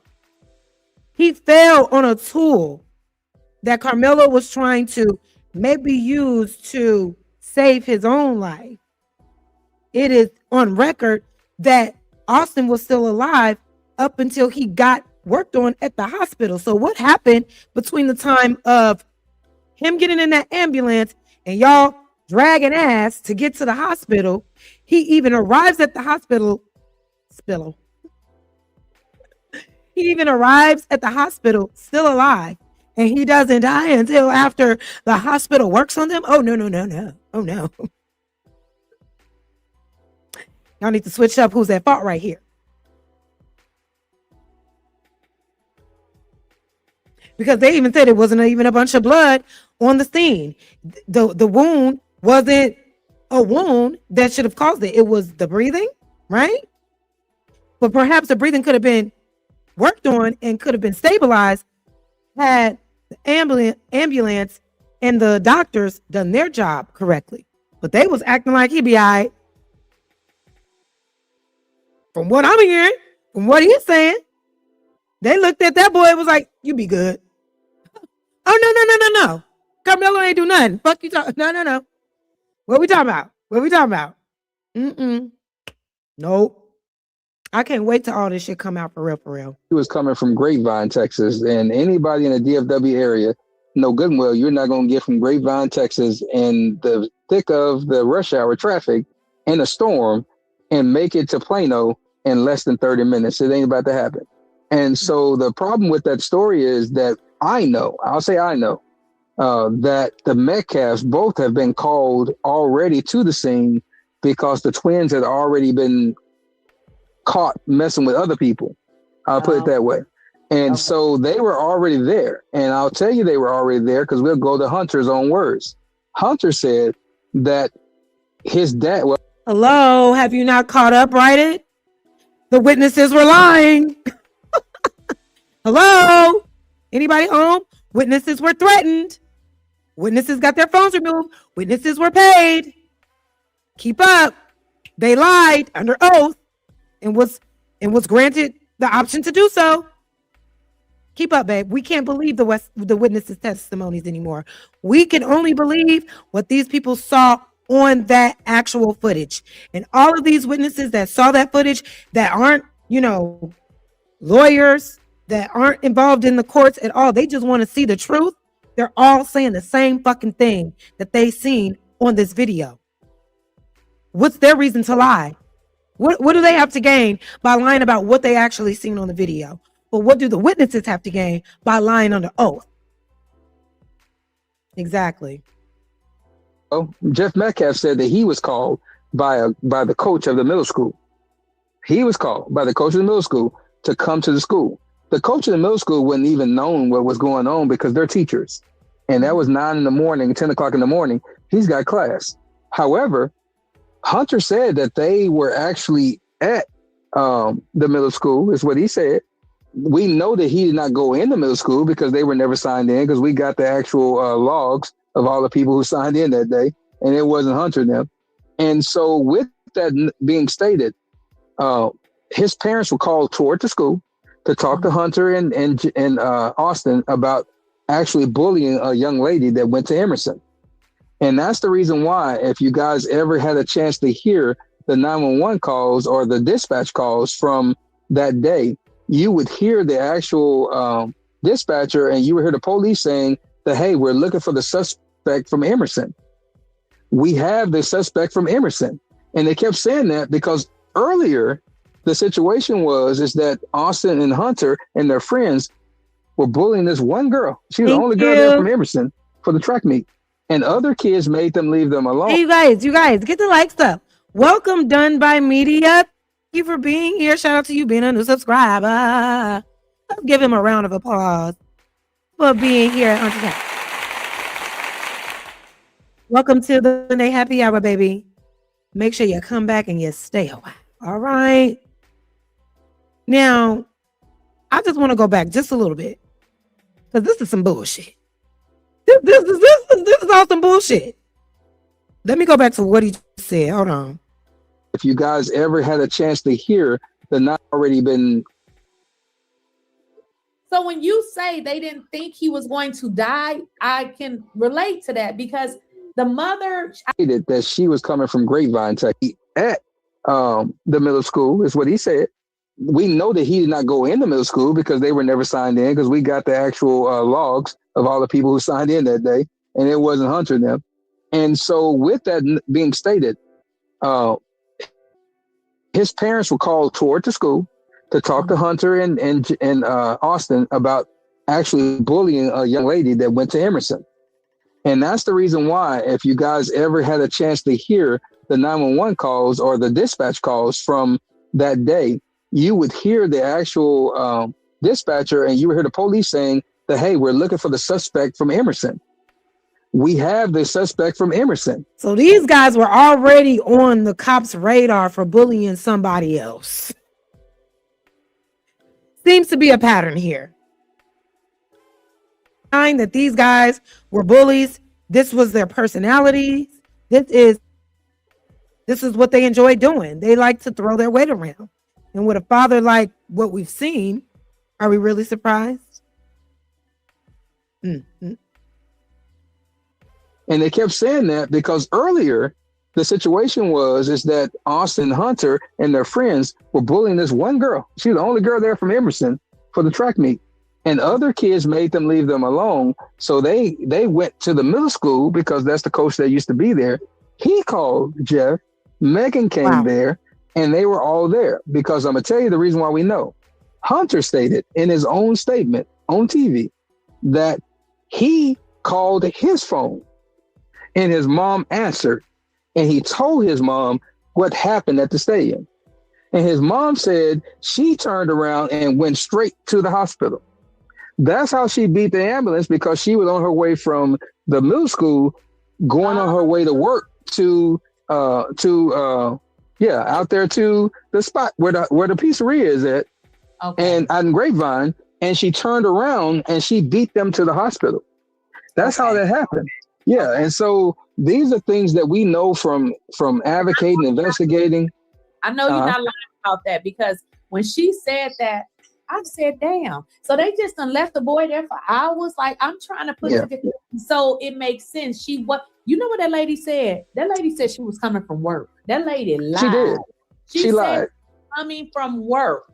She said, I work out in, is it Grapevine? Grapevine. Yeah. That's what she said. And then so she said that knowing that she was already in the area because she had left. Correct. And Jeff said that he was coming from home because he lives 5 minutes away. No, you were already on the scene. Jeff was actually in there when they were talking to Hunter and the EP dude, and Hunter was too hysterical to give a statement, but the other young man gave his statement. And then later on, after Austin died, everybody lied from the very jump. Mama lied where she was coming from. Daddy lied about where he was coming. Everybody's lying. Release the files. God damn it.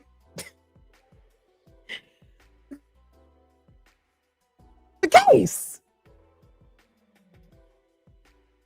Lakeisha, Queen Sheba, Freezy, everybody, Nick at Night, and all I'm doing is reviewing what they found out, right? And getting more information and sharing it with y'all. We cracked it. Like they need to go ahead and speed this up, because we know everybody lying. We need a whole new. This was a deliberate mistrial. This was intentionally designed to did, but it's too many truths coming out now. They're gonna have to do a read. They have to. Maybe they let the family in around 1 to see Austin after he died. By 2:30, 3 o'clock, his mother was in front of her house on WFAA Channel 8 News giving an interview. We know that Hunter went home with Jeff, took a shower, had fresh clothes on, and he came pulling up and he joined the interview. But you were too hysterical just 4 hours ago, to give a statement to the Popo of what happened. Wait. So within of seeing your brother unalive, y'all went and ran, got dressed. You too hysterical, but you ran and got dressed and you came to that hysterical at all in that press conference. Not a tear was struck. But we're supposed to believe so distraught and that everything you're telling us is the truth. The shit ain't adding up. Never has. And so these are the things that we've been talking about for a year and some change that was just weird in this whole situation. And that's why I knew that he could not go to trial. And I shouted that from the mountaintop. I called everybody I could, but everybody was saying that, hey, don't talk to him. You don't need to be dealing with him. But it was something that I knew in my gut that if he went to trial, he was getting 30 years.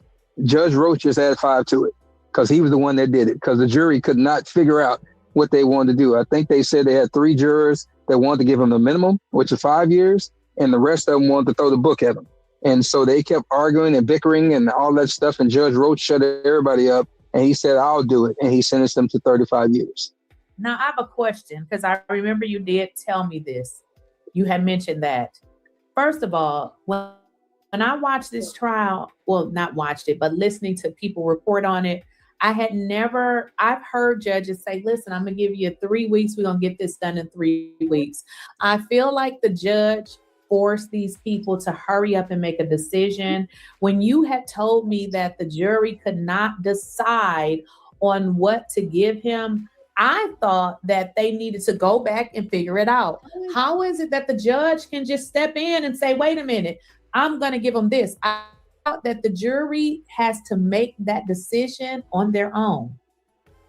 They are supposed to, if under several deliberations can't, then the judge can step in and do that. But you got to think about it. This judge told everybody in the courtroom he wanted this done as quick as possible. And he would go until 10 o'clock at night if he wanted to. When they brought this case to the jury and they said, we're going to deliberate, the judge told the jury, I want this done as quick as possible. So you're telling the jury that you want them to go out there and you want them to do this speedy moment and get it done as quick as possible. Pressuring the jury. Pressuring the courtroom. And why? Why do you want it done so fast? Why not take the time to get the right information so you can properly give the justice that's needed? We know why. Because guess what? Judge Roach don't care. He's already announced he's retiring. He's not going to go and do anything else. He's going to be able to write his book from this case and go on and do what him and his wife want to do and got sanctioned before about writing a book about a case. So this is something that, that's normal for these people. And that's why Candace Matthews did what she did when she came. Like, okay, y'all want to play games? Then we're going to show a reason why that you did drop all the charges against all those men with To Catch a Predator back in the day when he was actually DA then. And he dropped all the charges and allowed his friend's family that unalived himself to actually sue those people. And that's why we don't have the show no more. And then we find out that he was one of those people out there messing with the kids. Wow. Candace Matthews got all the paperwork. She went and pulled it. And so those are things that we wouldn't be privy to unless you do this kind of stuff. And then people start doing the background check and find out, oh, you've been doing a whole lot of crazy stuff. And we have to understand that it's not that the system is bad. The law can't do nothing to you unless the people who's actually giving you the breakdown of the law say something stupid, because the law is just words. And so our problem in this system is that we've allowed the people with ill will and bad minds to be the ones that's ahead of this moment. But that's intentional though. Words, but they intentionally put people with the bad minds in the forefront to uphold the words. And if you got pushback against those words, this is what they do. all by design. Storm. We didn't fight to get this case moved because the lawyer had no intent to do nothing. He never filed any motions. He never contested any rulings. He never did any of that. He barely did any objections during trial. One thing, Dwayne, before we get into the lawyer now, because you kind of scurried past Judge Roach. Okay, I did some research on him, and they say he was using the courts to sell his books. Yes. He got in trouble. So I just wanted to say that because I know you kind of mentioned it, but I just wanted to make sure the audience know that the judge is most definitely corrupt. So when you say he's going to retire and write a book, absolutely he's going to retire and write a book. Because capitalizing off of Black pain once again. I mean, the system is working. It is. It's working exactly the way they've always intended it to. Right? Imagine a courtroom, a judge trial, coming into the courtroom trying to sell his book and using your case. I would be so fucking offended. It's the circus. I would be so offended, regardless of what side I'm on, that you're taking this opportunity to try to sell me something. That right there lets me know you're not focused on this case. You're not focused on doing the right thing. You're not focused on bringing justice to either side or giving a fair trial. You're focused on yourself. This is some fucking bullshit. Like, what are we saying at this point? When I read that complaint against him, they said he was trying to tell people to purchase his book and don't worry about going to court. Just purchase his book. What kind of judge is that? You went into, you were talking about Mike Howard. Now, oh my gosh. And also too, I want to touch on this because you're right. A lot of people have dragged Dominique, and you know, I was like wondering like what, you know, and I had sent him a message and I'm glad he didn't read it. I took it back because as I thought about this, he was the only one that was standing there with them. You understand what I'm saying? Now it seems like people are coming back at him. Make sure y'all get the likes up. Thank y'all so much for being here. We got 90 people in the building. Let's get to 100. Can we get to 100? Call the cousins and them and the nieces and the nephews and someone come pull up to Auntie House because we're talking about it and we're talking about it live. Get the likes up. Get the likes up. Make sure if you guys want to, I'll go ahead and put the banner up. If you want to support the channel by way of the Cash App, it is $more jazz. Appreciate any type of way that you donate to the channel and donate to the stream. But the best thing you can do is push the video out by liking, commenting, sharing the video, and hype me up. Hype me up once we done too. Hype me up. Hype me up. Let's keep getting all this information out there. I know it's a lot of information, especially regarding this case. And there's a lot of content creators talking about it and giving you a lot of different information. But hey, we all on different sides of the world, of the country. When we do it at Auntie House, this is how we get down. We want to be the truth tellers over here to give the accurate information. That's why I had to sift through a lot of the information I was receiving. Things were changing over and over again. But since we're here, we got to keep talking about it. Because we're going to bring justice, Pamela. We're going to bring the real justice. But I appreciate y'all. Make sure y'all get them likes up. I thank you so much. Let's keep going. And we're gonna move on from this in just a second. Because I got another video I want to show from a witness that also saw a video. So let's finish this up and keep it moving. It's like you said, he seems to be the only one that's still standing there. You understand what I'm saying? People blaming him for an attorney when at the end of the day, he cannot make a decision on someone's attorney. He also stated that, and then also what people have to understand is people have to make their own decisions. Even if he thought, and he stated that at some point he realized that this attorney was a bad choice, but he stated, because I saw the interview that he did, he said the family thought that they had already invested so much, but at the end of the day, he doesn't really want to get himself in a situation where he going against the family. And then we saw to see this bullshit with this Charleston White and all this weird stuff that's going on. Yeah. That's really not his place to get into it with somebody. All he can do is say, listen, I think, maybe you should, but people were making it seem like it was his fault. But you had already told me that the family had received other people. It was their decision to pick this particular attorney, and that Dominique did not force them to take this attorney. It's something about our people that we, and I was saying this myself, I said, can they focus on him being in jail, prison, and he not supposed to be? Because putting a post about Dominique ain't gonna get him out. That's not going to do anything. So when I saw that, I see what you're saying, Keisha. You kind of cook with that. I see you. I see what you're saying. I was like, you know what? I believe him, because one thing people gonna do, if you ever been to jail, oh, you did this, so what? Like, who cares? None of that matters right now. So you're right when you were saying that, because I mean, he has been one of the ones that's been standing there, even if, people had said, well, they said that the family had fired him. Okay, but even in that situation, he still didn't come out on social media and talking about these folks like these crazy. And I also find it odd that he was the only person able to stand with them. Like, where was everybody else? Where was Ben Crump? Where were all these other advocates for the community that came to help and came to their, side to stand with them through all of this and be able to help them through this and advise them correctly? Where was everybody else at? Were people scared? Intimidated?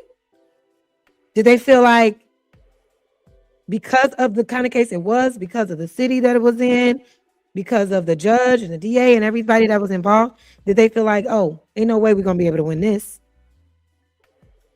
Where was everybody else that could have been able to stand up for this family a lot better? You see these Charleston Whites and these weirdos. That's not necessary. A person can tell you, I want you to step away. I don't need you to do that anymore.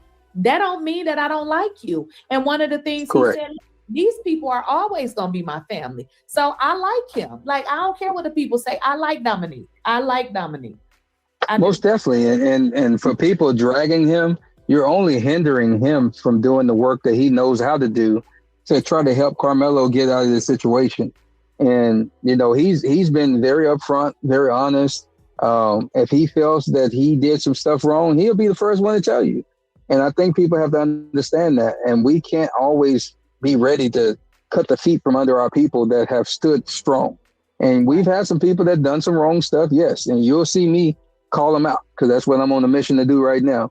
But I can tell you, from what I know about Dominique and what I've seen his work and knowing what position he's in, he didn't have that say, so he can only recommend.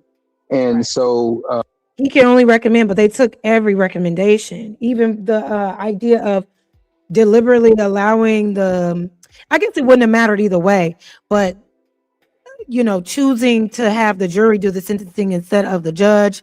Like, they were advised to do all the wrong things, and it just doesn't make sense to me. But I want to highlight this comment. Candace Matthews is a little suspect for me. She acts too much like a city girl. She might be legit, but to me, she's just a little suspicious. Is this the girl, the black lady with the cowboy hat? Let me know, chat, if that's what I'm thinking about, because I did see that lady, and I was just like, where'd she come from? Who's this girl? What are her intentions? She kind of reminded me. And I don't know much about her, and I don't really have the time and energy to try to figure out her whole backstory. But when I first saw her and I saw her speaking, she kind of reminded me of those black ladies that were for MAGA. Remember, it was those black ladies that were just, real, just MAGA this and Trump that, and they had this weird energy, kind of dressed like this lady Candace. Remember those black ladies? That's who she reminded me of. So honestly, when I saw her, I didn't really give her much go. I didn't give her much attention, because I'm like, this don't look right to me. But let's see if she turns out to be one of the good guys. We'll see. Because at this point, seem like a lot of people are just showing up out of the woodwork, out of nowhere, just, for clout or for money or for notoriety or popularity. It's all just weird. That was not his moment. And so he's been an upstanding guy, and people just need to leave him alone because he's done everything right that he needs to. And if there's something in between, that's in between him and the Anthonys to deal with and figure out, so that's my stance on that. On Mike Howard, my thing with him, I read up on him when they first said that he was the one that they chose, because I was confused because I knew they had Clark and Cole. And so I went and looked it up. People were saying he was excellent, but his record really wasn't to the point past what I seen with them. And so I started looking, and I found a video of his that he had, and it was on his video. He basically said, he was coming out of the courtroom, and he said, if your attorney does not get your case dismissed before trial, then you need to find another attorney and fire that one. That was his words. And so I always told people that, hey, in this instance, he hadn't filed no motions to quash the indictment, hadn't filed no motions to challenge anything. He hadn't filed no motions to dismiss based on nothing. And I'm like, that is not normal for an attorney when they have a case like this that's full of holes. They are fighting this case and litigating this case before you even think about the indictment even coming. And this man chose to just sit back and watch. So I knew at that point, and along with some other stuff that I can't disclose right now, that he wasn't. Don't tell them, don't. I said they watch and don't tell them. Yeah, they are. I'm gonna text you about that. I'm not gonna say on this video. I'll text you about it. But yeah, go ahead. Most definitely. And so it's. I knew then, and again, that was in that August moment. So September, I was fully persuaded. I'm gonna use some of those biblical terms, like Paul. I was fully persuaded that Mike Howard wasn't the one for this family and wasn't the one for Karmelo. So at that point, I started screaming in our Zoom calls. I started texting, and we started having group messages and chats. I started reaching out to the family. I'm going to tell you, I did everything that I knew to do. Even on my lives, I put my number out on the live on TikTok to make sure that the family knew to call me because we need to talk before this baby goes to this court because he don't need to go. And it just never, everyone kept that fortress up of keeping the family away from people like myself and others that was trying to get them to get away. We were even to the point to where we would put the motions together and we just need to go hire an attorney to go argue for us. And we had some folks in play, but it was, we never could get that done because like Andrew Anthony said that it was people telling him, no, don't talk to that person. No, don't talk to that person. And when he was thinking about it, like he said, he wished he would have just went ahead and went rogue. Wow. So the lawyer was telling him who to talk to, who not to. Wait, did he say the lawyer? Let me see. Hire an attorney to go argue for us. And we had some folks in play, but we never could get that done because like Andrew Anthony said that it was people telling him, no, don't talk to that person. No, don't talk to that person. And when he was thinking about it, like he said, he wished he would have just went ahead and went rogue and called us and reached out because that was the sentiment of who was telling them to do what? Who? So even before it was just the first lawyer, right, was already suspect. Before he even took the case on, was already suspect. They're trying to reach out to this family to say, hey, no, maybe not that lawyer. Go find somebody else. But people were telling them not to take that advice. Who are these people? Who? Will the Anthony family, will Drew Anthony and his wife come out and say, so-and-so and so-and-so advised me not to talk to so-and-so and so-and-so and only talk to so-and-so? I need to know. Because who told you that and why would you listen? But y'all, we're going to go to the next video real quick. We're going to move right along. We didn't hit 2 hours, y'all. Time be flying. I don't be meaning to, but time be flying. But I appreciate y'all hanging out with me. You know, it's a good old time. But yeah, I need to know. But he basically goes on, you know, to say what he saw in the courtroom. I'm sorry, outside of the courtroom on the video, etc. If you want to see the rest of the video, make sure you go hit up Lakeisha Keisha. I'm gonna play this a little bit more, and then we're gonna switch. We're gonna change it up. People that knew him, like normally, bro, he would have reached out to you because he would have wanted to know what's going on. But I knew that people had a stronghold, and that's what the Bible talks about when it talks about strongholds. It's just not what we think about the devil or somebody, but people can have strongholds on you mentally, physically, spiritually. And that's what they had on the Anthonys. And so they could not come out of that circle to get the help that they needed. And that's why we are where we are. So now we all have to pivot and help Karmelo to get from where he's at. And you know what? Here's the deal. People fail to realize these people's son is in jail for 35 years. Correct. That's like almost a death. Like your child is in a facility that you don't know what can happen. People seem to not get it. If something happened to my child like that, them folks would have to give me some kind of medication to calm. And when I checked, I think it may have been later on that morning, I was checking to see because someone said they tried to give and it said it was capped for the day. And I was like, well, I think it's $300 or $500. Let me go check. And when I went to go check, he was no longer in the system. He was no longer in the system on commissary, but he was still in the system on the system in his cell, which was infirmary 10. So I was like, well, maybe they have a problem with the system. So I checked back 5 minutes later and it still showed he was not in the commissary system. So I made a phone call. Somebody else called me right when I was making the phone call saying, hey, bro, he's been transferred. And I'm like, transferred? Because towards the end of this, sorry, y'all, I skipped over a little bit. Towards the end, he started to discuss where he was taken and how they were intentionally trying to get him into a prison that was had a warden that was the brother of Jeff Metcalf. So you already know what that setup was going to look like. So they transferred him out and got them to another prison. Yeah, he's on the bus going to Bird Unit. And when we checked out Bird Unit, the warden, his name was Talon Metcalf is his name. And so we were like, oh, no, that ain't happening. So I got on the phone, called a few people, and we started our moment of trying to get him diverted because that was a no-no. I got on the phone to Dominique Alexander, since people want to talk bad about him. Let's talk about what he was doing. He was minding his own business and talking to other people. Go ahead, sis.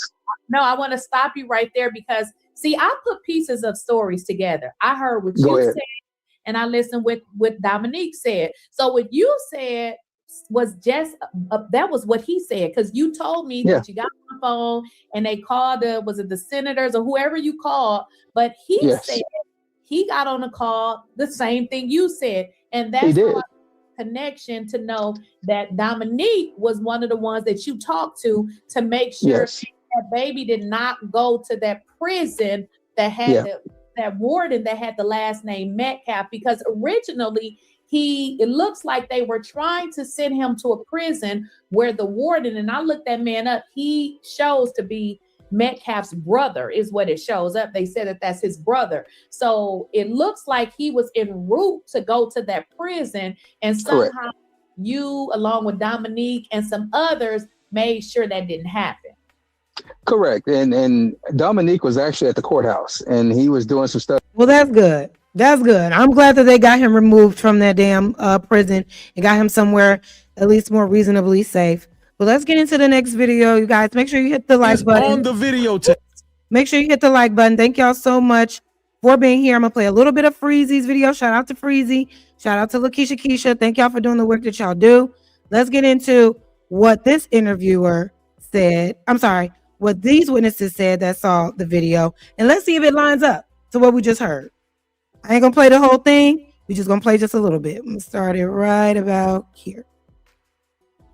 Says, do you know you were recorded right when this happened, and you actually told, and he says, did anybody say bitch ass?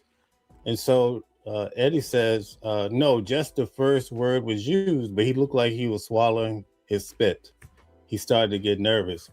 So then Toby says, well, here, look at this transcript. And he showed it to him. He says, listen, you said that Austin told Karmelo, I'm going to move your bitch ass up out of here. And Karmelo said, move my bitch ass in. So you see how he reversed the whole scenario? Yes, sir. So that's, I have all of these stories to tell.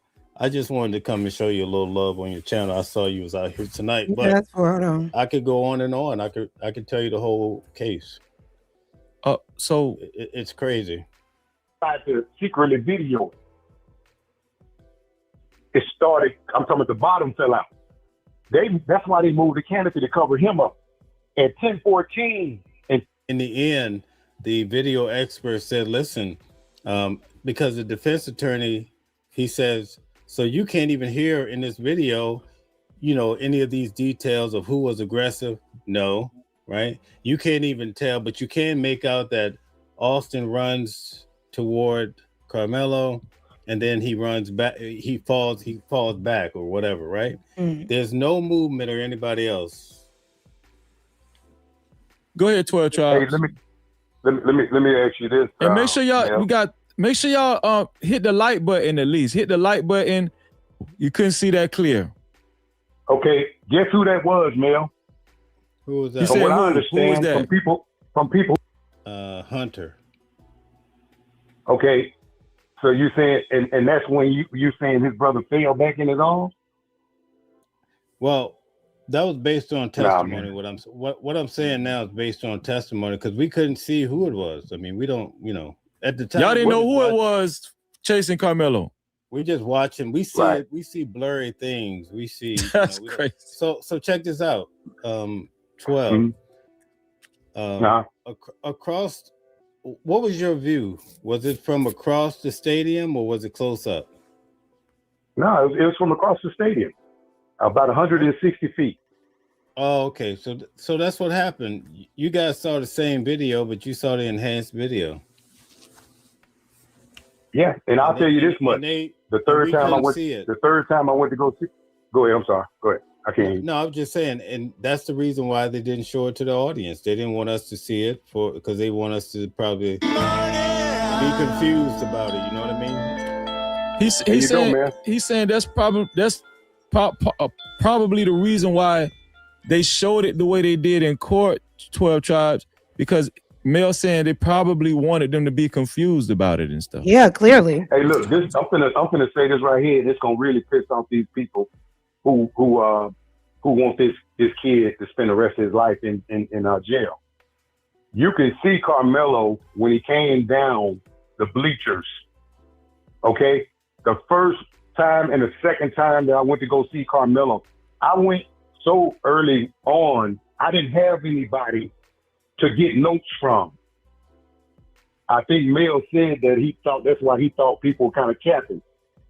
I went so early on, I didn't have nobody to get notes from. Okay, I didn't have nobody to say you need to look here. That's why I went a second time, because I had to go in and figure out. Say, okay, well, this is how you got to look at it. You can't rewind it. You can't stop it. You can't do anything. So I barely even told a couple of people that I saw it the first time. I went back the second time.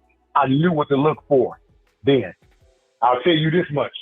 You could see Melo. I didn't even know. I'm going to tell you straight up. At that time, Centennial was in gray and all that. I knew it was Melo when he came down running those bleachers because I could see him. The third time I went, I could see him, but he was smaller. And if you can get the girl that was with me, we went the last time after T Sturdy and the girl who tried to secretly video it. When we went that third time, they completely changed everything that you do. They had an officer in there. When we walked in, she said, "You got to sit down." I could stand up right in front of the screen when I went in the second time and the second time. I literally stood up at the screen and I did shorthand without even looking down. My notes, they kind of, scrabble. I'll fast forward a little bit. This one's gonna be Fight quick now. and Karmelo. And that's what I stated. I told the girl that was with me, I said, it looked like this is not, it looked like the video had been zoomed out. That's the way it looked to me. So Freezy has a man on the line right now by the name of 14 somebody. And he also went down to that courthouse and saw the actual footage. He went 3 times, and he said by the 3rd time he got there, the shit was distorted, doctored, altered, all type of shit. So let's listen. Well, I want to make And this. that was the 3rd time. I want to make and then we found out that was the 3rd time. So you seen the video 3 times on different occasions. That's very significant. And I want to make a distinction because Mel said, well, it seems like we kind of seen the same video, but it's just the one that Mel seen in court was blurry. But I do want to make a distinction because I've heard the stories. I've heard Sturdy, 12 Tribes, and several others tell me what they seen when they signed up to go see it at Frisco IS. 12 Tribes, that's his name. That's the caller's name right now. Mel, it seems like you did not actually see the scuffle and Karmelo actually getting assaulted by 4 individuals, not just a push or but an actual fight, and Karmelo was sitting down. This is their account from could you please, I don't want to say it, I don't want to go into it because I didn't see the video. 12 Tribes, could you please just describe the altercation itself? Because I'm want to try to hear. I'm kind of doubting that Mel even seen it in court. Could you please describe the actual altercation once the 4 guys, including Austin, walked up to Karmelo briskly, right, in an urgent way, and when they was hovering over him, right after they were hovering over him, all 4 of them. Could you describe what you've seen them do? Hovering over him while he is sitting down. That's not being intimidated at all. Do to him. Yeah, at that particular time, you couldn't even see Karmelo because they had him. They were completely surrounded. I mean, literally had him, where you couldn't even see him. Karmelo never got up, but you can see them. You can see their arms and the melee, and you can see that. Literally, you can. Karmelo never stood up. See that, and Mel is right. It's within seconds, because then that's when you see Melo. And when you see Melo back, Melo never stood up. The kid never stood up. He couldn't stand up. Wow. Because that's how they was on him. Now let me go back to something that I heard. Hold on. What do you mean by on him? I'm talking about, you can see, I know when people jumping people, man, you can see the arms moving, wailing on him. Okay. I just wanted you to make sure you clarify that. Yeah, okay, I got you. You can see the arms moving on him, wailing on him. This is a 4K video this man saw. Okay. I got you. Like, for example, I'll give you this example. Listen, you know, Freezy, and I know, we can be across the parking lot. You can tell somebody's jumping somebody. You can see the arms moving, swinging, legs. Most definitely. That's what you could see. Now, when you talk about, well, which one was doing it and all that, they all were involved in that. That's why the kids backed up. That's why he had to back up like two bleachers. He literally was backing up backwards on his hand. Now remember what the last person said, what he saw. Both of these people are saying the same thing. He was backing away. He was trying to, this person is saying somehow Karmelo, I guess during the scuffle, got on his hands and knees and tried to crawl away and got up. So Mel said a couple of times something, he misquoted me. I think he might have heard me when y'all played me. What I said was that those boys knew jujitsu. I didn't say they put him in a headlock. I said the ligature marks that's on Karmelo's neck, they could be consistent to that, but that's my opinion. Because that's what you would want to do to render somebody helpless. And you understand what I'm saying? You said that Karmelo, you seen Karmelo back up and they pulled him back in, right? You can see Karmelo's arm jerk, but like, you jerking away, you're trying to get away from somebody, and you can see him kind of come back. And then finally he was able to break free. That's when he got on his feet. The kid looked to the right. He couldn't go that way because his canopy's over there and other kids. He looked to the left and that's when he bolted down. Okay, stop He right there. fell down Stop the- right there, 12 Go ahead. tribe. Male. Also, remember he just said he thinks the twins knew jujitsu. There's an original mugshot of Karmelo Anthony where there's bruising all over his face, where his eyes are puffy, where his face is scratched up. But apparently the media didn't show us that. Couldn't do that. We know why. Did you see that in the video in court? What he just described, the whole altercation. No, you just see a blurry guy running down the bleachers really fast. You couldn't tell if it was a white guy or black guy. I mean, black guy, you could possibly tell. You can make out his clothes, the gray. It's kind of like your hoodie. That's all you can make out. You can't really see any details, just blur it out. So you didn't see the altercation. You didn't see the, hold on, T-Sturdy. So just for clarification for the audience, you didn't see them hovering over him, surrounding the four guys surrounding him and wailing on him, and him trying to get away, getting pulled back in, and then crawl back out, was able to crawl back out, and the whole thing that. So Mel was in the court, right? He saw the version of the video that they wanted him to see. They only showed the very end, the grainy video, the bullshit. They weren't even able to see everything that this man 12 Tribes just described that was in the original video, which is consistent with the other testimony of the witness that saw the actual video in 4K that said Karmelo was sitting down. He tried to get away. They pulled that nigga back. And none of this could have been used in court. 12 Tribes just said. I'm in contact with all the girls I attended court with. They would all say with me, no, we did not see that.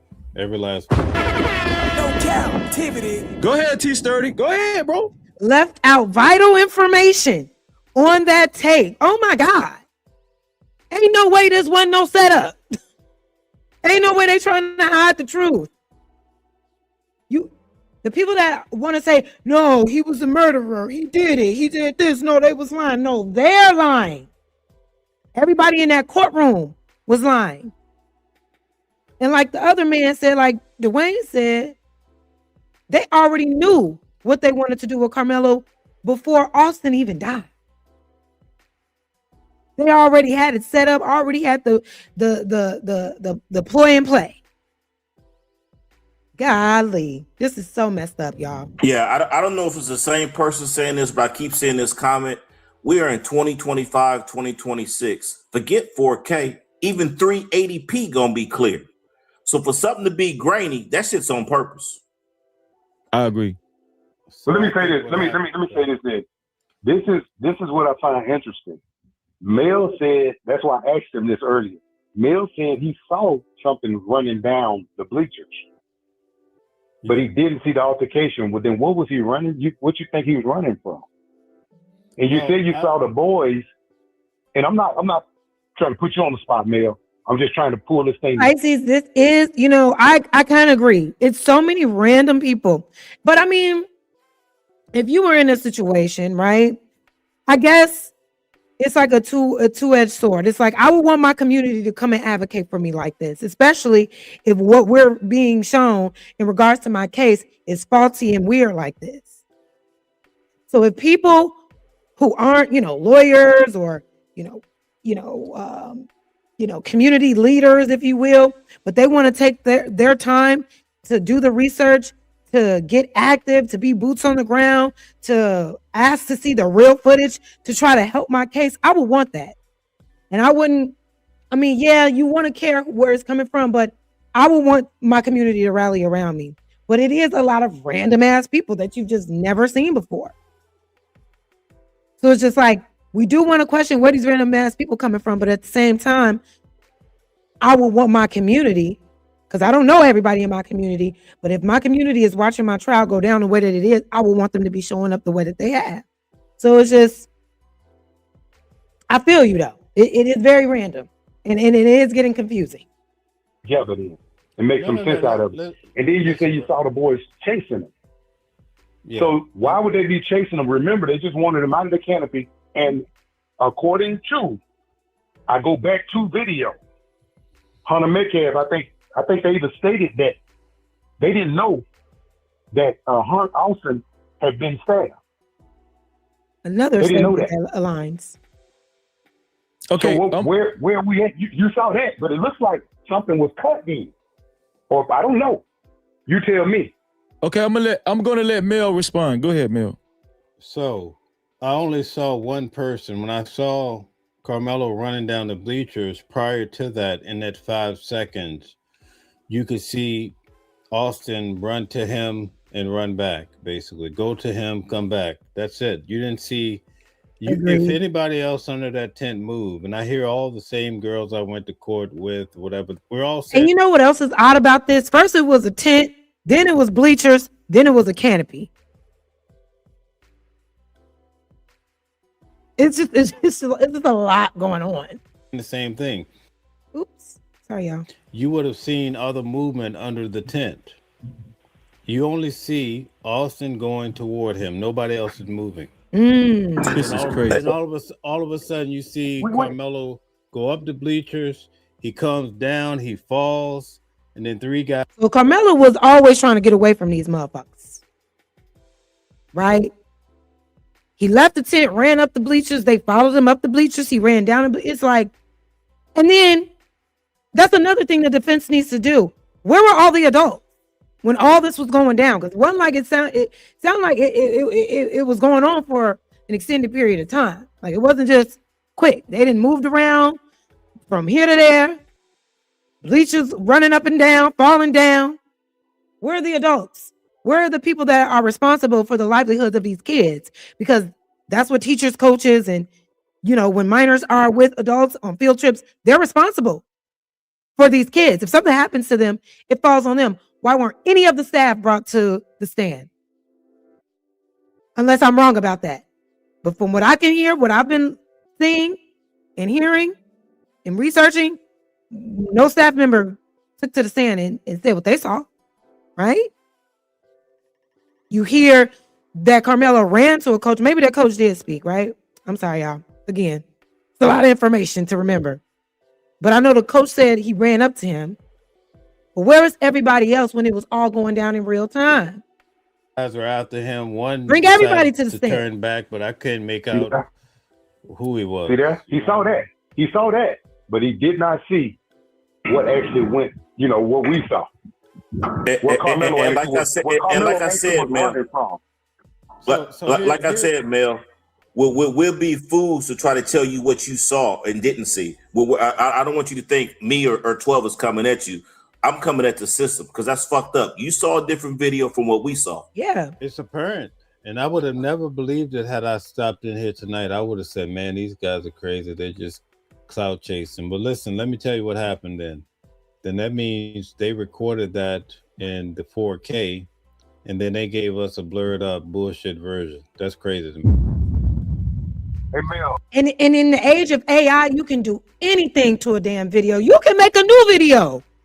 You can make that deep fake shit where they can put your whole face on a whole different body and say you did a thing. That Black Mirror shit. That shit is real. There are cases out there right now people are trying to fight against because people are using images of people in pornographic images on OnlyFans and shit, getting money off of the likeness of other people that's not really doing it. It's getting so good that this is the real video, but we're going to make another one. We're going and we can tell the AI to make it look grainy, make it look a little hard to see, make it, mess it up. Take this video, mess it up. They are using this AI to continue and to perpetuate a harmful system. They're just getting with the times. The system was already fucked up, but now they're using technology and all these other things to play mind tricks on people, repackaging up systemic racism and putting it out just like this. Okay, we can't just say things now. People got phones. People got eyes. They can see. They can protest. Okay, now we got to use the AI to help us lie. My God, today. When will it end? How? Oh my God. I want you to go back. I want you to go back and do some homework, and I want you to go back and listen to the media. I don't know if it was WFAA, But go listen to the beginning of this when one of the media outlets, I can't remember, man, Fox, I don't know who it was, maybe, but I know. Go back, and I want you to listen to them, and I want you will hear them say the video was grainy. Wow. And right then and there, see, the conversation as far as... And then I don't even know why we asking these questions, but it's just like, even as a judge, I would be offended that you brought this grainy ass, because I got to look at it too, right? As the judge, I got to assess the situation too. This is the best y'all got? You going to bring this grainy, can barely see? I can't make any educated guess off of what I'm looking at right now. Go back and fix this video. Ungrain the graining. You know, like, there was absolutely no pushback. Further confirming that it was all a setup in a railroaded case from the very beginning. My God. What we saw and all of that, we can talk about that all day. But with you saying that video was grainy, my friend, there's no way that we saw. We may have saw the same video, but something was altered. Go ahead, 12 Tribe. Something was altered, or you zoomed in too far, zoomed out, whatever, however they want to do it. I'm gonna tell you this. I think that the videographer guy, when he stated, did he state something that Melo was 2 minutes in there, and then that's when the boys walked up? Well, see, we knew that was a lie too. I did because you're telling me that Mel, you didn't see Karmelo sitting there from 9:43 and 46 seconds all the way up to those boys, to the altercation happened. Okay. See, we saw that. I mean, literally, when I tell you it's boring, it's boring. That is the reason why she said, do you want to watch it from the 11-minute mark or 2 minutes in before the altercation happens? Because the altercation is not going to happen until about 9:54, 55. I sat there and said, I said, no, I want to see the beginning. And I also asked to see the other cameras. She said, well, it's two, but the other one is just a picture of the parking lot where the buses are. That's it. That's what we were told. What's up with my eyebrow? I don't know. What's wrong with it? Because I do this a lot. What are you here for? To criticize my face? My eyebrow? My threaded eyebrows? Like, what's the deal? Y'all come in here and say weird things. What's up with it? This is how I concentrate. You want to see more?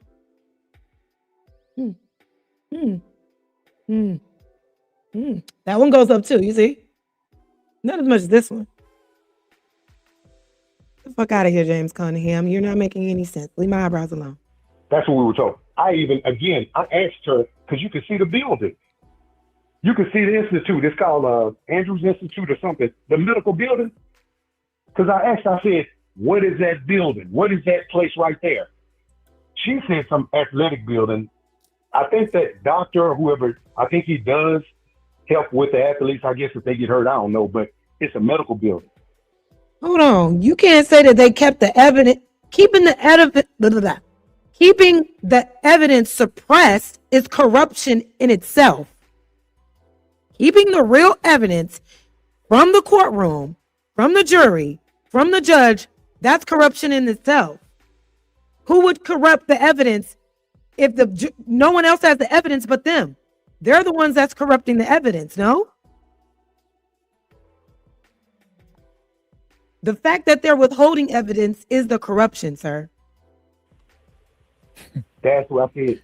So that's where that's how clear the video was for you. That's how clear it was. That's crazy. I said, what is that building? What is that building? Listen, man, I'd never been to Kirkendall Stadium.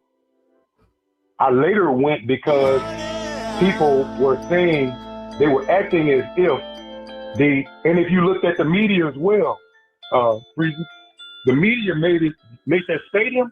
I thought that stadium, man, was going to look like the University of Texas or something. What? You know, one of these big high schools, because that stadium is not that big, man, at all. Let me do this, 12 Tribe. L Rose, where you been, bro? Mel, the question that I'm about to shout out to you, L. I ain't seen you in a while, Bookie.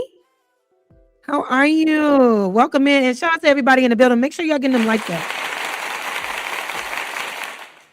Little chest shimmy, to greet everybody here and to keep you guys excited for being on this stream tonight. I appreciate y'all. Well, what's up, El Rose? Thank you so much for being here, beauty queen. Yes, right. Always in my face, saying weird things. Like, what the frick? Like, now my eyebrows weird. Like, come on now. Can I live? Ask you, Mel.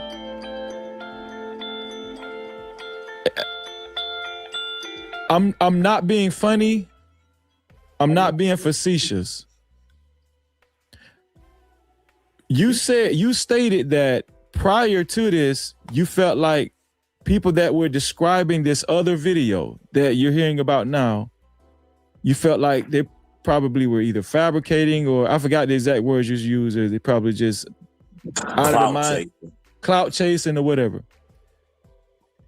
From how they're describing what they're seeing once they signed off on to see this video at Frisco ISD, what's your feelings about 12 Tribe giving his account? 3 times he went to go see the video at Frisco ISD, and T Sturdy signing off to see this video 1 time. Does it sound like they're lying? Does it sound like they're clout chasing? No, I could tell by the details they told me they saw the video.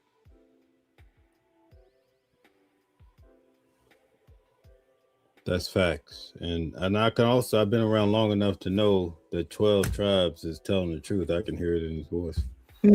Not that you're lying, but I'm just saying I could just tell by the details, the way that Austin came down the bleachers, he described it to the T, and I'm like, man, how we couldn't see it, but we heard all about it. And he described it the way most witnesses said. So that's concerning to me. Even how they moved the tent down, how would he can't make that up. We didn't even get a chance to see them actually move the tent in this particular video. We saw it in the police officer cam video, which was clear.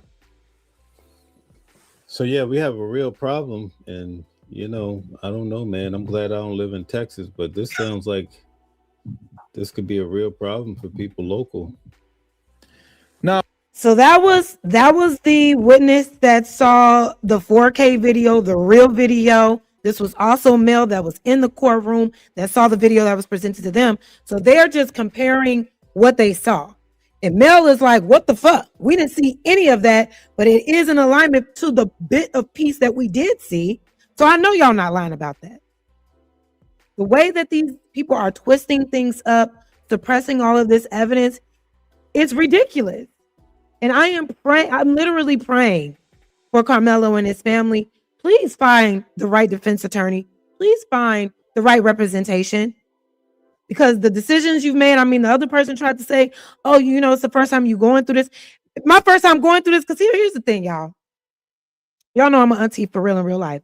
I have 2 beautiful nephews. I have a beautiful new niece, and I have a lot of inherent kids as well. My friends' kids, it's my kids, my nephews, my nieces, all that. You know what I'm saying? I'll be goddamn if we don't get the best of the best. I don't care if it's my first time, because it is my first time going through something like this. I'm going to make sure I trust my gut and make sure that I get the right people on the job. I understand they may be a little overwhelmed. They may be a little afraid. Fuck all that. You got to move in fear to get shit done. You got to do it scared. But again, who's telling this family who to talk to, who not to talk to, and why? We know why. Because this is America. This is how it works, right? The name of the show. This is why. So let's go ahead and move on. Shout out to Freezy. Make sure y'all go and check him out. He's been on top of the case as well, pulling up with different testimonies from witnesses that saw the video. He even has a video of the cheerleader that apparently called out the Metcalfs for bullying her. Y'all can go and watch that on his channel. We don't have the time to do that on my channel today. But I want to go ahead and get into the switch up of Charleston fucking goofy ass White. Because that shit happened so damn fast. But I called it, right? So what I found interesting was that, you know, he came out and apologized to Karmelo's family because he had Karmelo and everything wrong. Came out and said how, you know, he's advocating for him. He's sending him books to read. He's hiring his father. He's trying to raise money. All of the things. We went through that, right? Then he went on another rant. Specifically, I guess after Jeff's rant, Charleston White, he came up and he said this, right? Hold on. Now this was recently. Oh, my bad, y'all. Here we go. So he had this to say about Jeff shortly after all the mess, right? No support system, but he got a new truck thanks to Austin Metcalf. But you know who don't see him around? He don't have a wife. He don't have a girlfriend. He don't have a brother. He don't have a son that hugs him to show that someone's comforting. You know how miserable he got to be? He's worse than Karmelo because Karmelo is surrounded by a support system. I got a Muslim that run the prison where he's at right now. Been down there 27 years. He's protected. Okay, so Charleston White has flipped the script on the Metcalf family once again and called out Jeff Metcalf for being a bad father after he rejected Charleston's apology. He's alone, angry, no support system, but he got a new truck thanks to Austin Metcalf.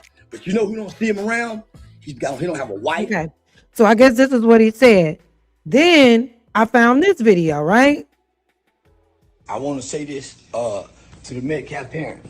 If I have said anything that hurt you, I ask for your forgiveness. Forgive me.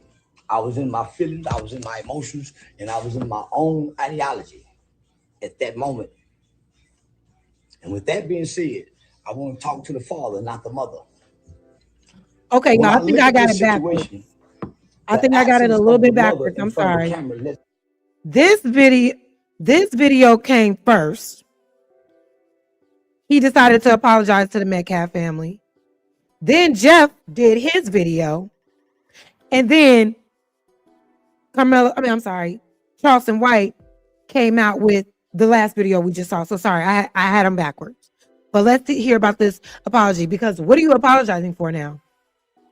What was the point of the apology in the first place? Let me know that's a grieving mother.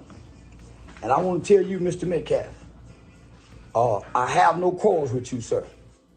I initially agreed with you, as I do still agree with you. I did my best. I heard you say it, and I made a call without hearing you say it. This is not about race. You have every right to be angry. You have every right to hate. And I'm telling black people, nobody have a right to be mad at you. You don't have a right to be mad at those parents. If we take us out of it and put those two kids back of it because we lost two children, we're arguing. This guy's we so brought race into it. Black people introduced it. White people accepted it. From start to now, I've been trying to reject it. Why? It takes the focus off both children. I want to say this to the Metcalf. So he does this apology, right? So now fast forward, all the shit that went down. Now all of a sudden, Charleston White got an issue with Karmelo's family now, right? So much so that this freaking idiot, and shout out to Zariak. I saw this video, right? He's covering how, what's his name? Karmelo Anthony. Why do I keep saying that? Charleston White came out with a damn watermelon felon t-shirt. So let's see what you have to say. And then we're going to scroll Charleston White's page. Let's see how hard he's going now against Karmelo Anthony. Shit is sick. Listen, man, this Charleston White, it don't get no lower than this. When you talk about bowing down to the white man, Charleston is sucking the penis of Austin Metcalf's father right now. So much so that he's put out a watermelon felon t-shirt that he said he's selling. part of the proceeds is going to the Metcalf family. They are effing the hell out of Charleston White right now. Charleston White is showing you who he loves more. Charleston White is showing you that all of the blackly black talk that he's ever talked, all the I'm for black people, this and I do this groundwork and footwork means absolutely nothing if white people are upset at him. White people being upset at him bothers him so much. When have you ever seen him bow down? I've seen him stand up to the most gangster of gangster rappers and this person and that person. Never cared who he pissed off until he pissed off this white man. Until he pissed off this white man. Remember, this is the same Charleston White that said he's seen the video. Karmelo didn't do this. Karmelo didn't do that. And if you're angry at the parents, why are you exploiting the son? Right. The Bible says that a boy is sold for a harlot. Joel, the 3rd chapter. And Charleston is selling Karmelo as a harlot. Charleston is making sure that white people know, hey, I'm on your side. Now, what are y'all gonna do? Are y'all gonna still keep fucking with the likes of Charleston White that continue and will always exploit black people? And because we know black people do wrong, you think it's justified to do so? Because what did Karmelo do to Charleston to be used by Charleston this way? Even if you don't like the way the family did things. Exactly. Even if you think they shouldn't have had it all white. Exactly. Thank you, Tazaria, for breaking that down. But let's just go real quick. Let's just go. Because I know y'all seen the video of him going off saying how he's done representing. But I'm just showing the flip-floppery and the bullshittery and the fuckery of this guy. And it just further baffles me, because it's like, how did this idiot get in such close proximity to this family without doing any research on him, right? So let's get into his little rant. I'm sure y'all have seen it, but we're gonna play it again. I'm off the Karmelo Anthony case. I ain't putting no goddamn money toward that boy. His daddy too goddamn weak for me. I don't like a weak nigga. His dad ain't willing to die, kill, or go to jail for nothing. That nigga just wants some bills paid. Daddy ain't willing to die, kill, or go to jail for him. No, he's trying to live to save his son. You fucking retard. Oh, can I say that? You fucking idiot. No, he has to lock in and keep himself alive so he can keep his son alive, so he can do the right thing for his son. So now you're mad because he ain't on no vigilante shit right now? It's not time to be on that, not physically, not like that. Like, what are you talking about, bro? Karmelo, my heart go out to you if you ever see this video one day. Nigga, I'd rather stand with the Jeff Metcalf nigga than I would with Karmelo's daddy. Nigga is weak, dock-sided, and conservative. I ain't standing with no weak-ass black man, nigga. I'm off the case. I'm sending the money back. Go get them weak-ass nigga Benjamin Crump there. I'm out. I'm off the Karmelo Anthony case. Oh my I ain't God. putting no goddamn money. He had some more to say. Hold on. I'm off the Karmelo Anthony case. I ain't putting no goddamn money toward that boy. His daddy too goddamn weak for me.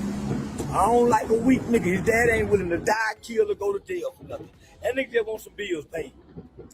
Karmelo, my heart go out to you if you ever see this video one day. Nigga, I'd rather stand with the Jeff Metcalf nigga than I would with Karmelo's daddy. Nigga is weak, dock-sided, and conservative.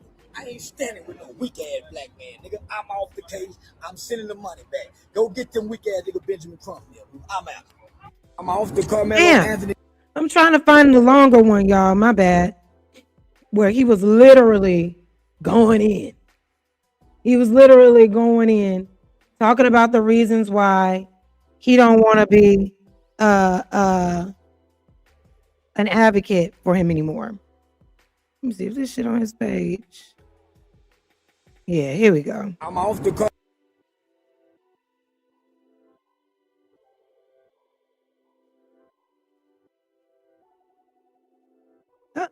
What's going on? I can't pull it up now. But y'all heard the stupid ass man. Because there was another video of it. It was longer. I thought that was the one I had. My bad. Where he was just going in. you know, basically saying like, you know, I feel used or what have you. Hold on, let me try to refresh this. Goddamn money toward that boy. His daddy too goddamn weak for me. I don't like a weak nigga. His dad ain't willing to die, kill, or go to jail for nothing. That nigga just want some bills paid. Karmelo, my heart, I'm off the Karmelo Anthony case. I ain't putting no goddamn money toward that boy. His daddy too goddamn weak for me. I don't like a weak nigga. His dad ain't willing to die, kill, or go to jail for nothing. That nigga just want some bills paid.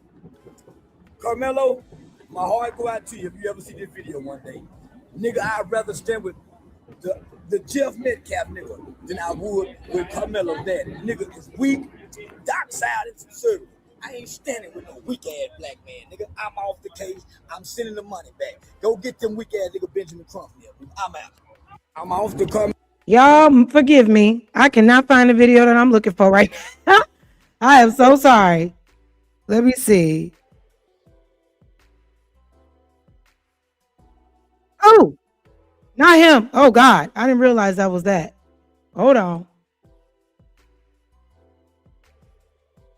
Because I want y'all to hear that. I want y'all to hear the other part of what he said.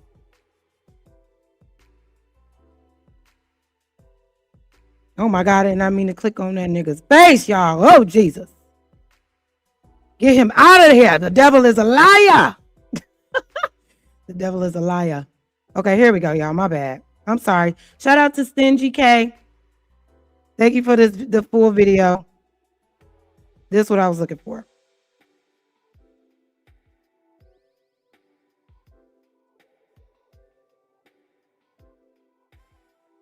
All right, let's watch it.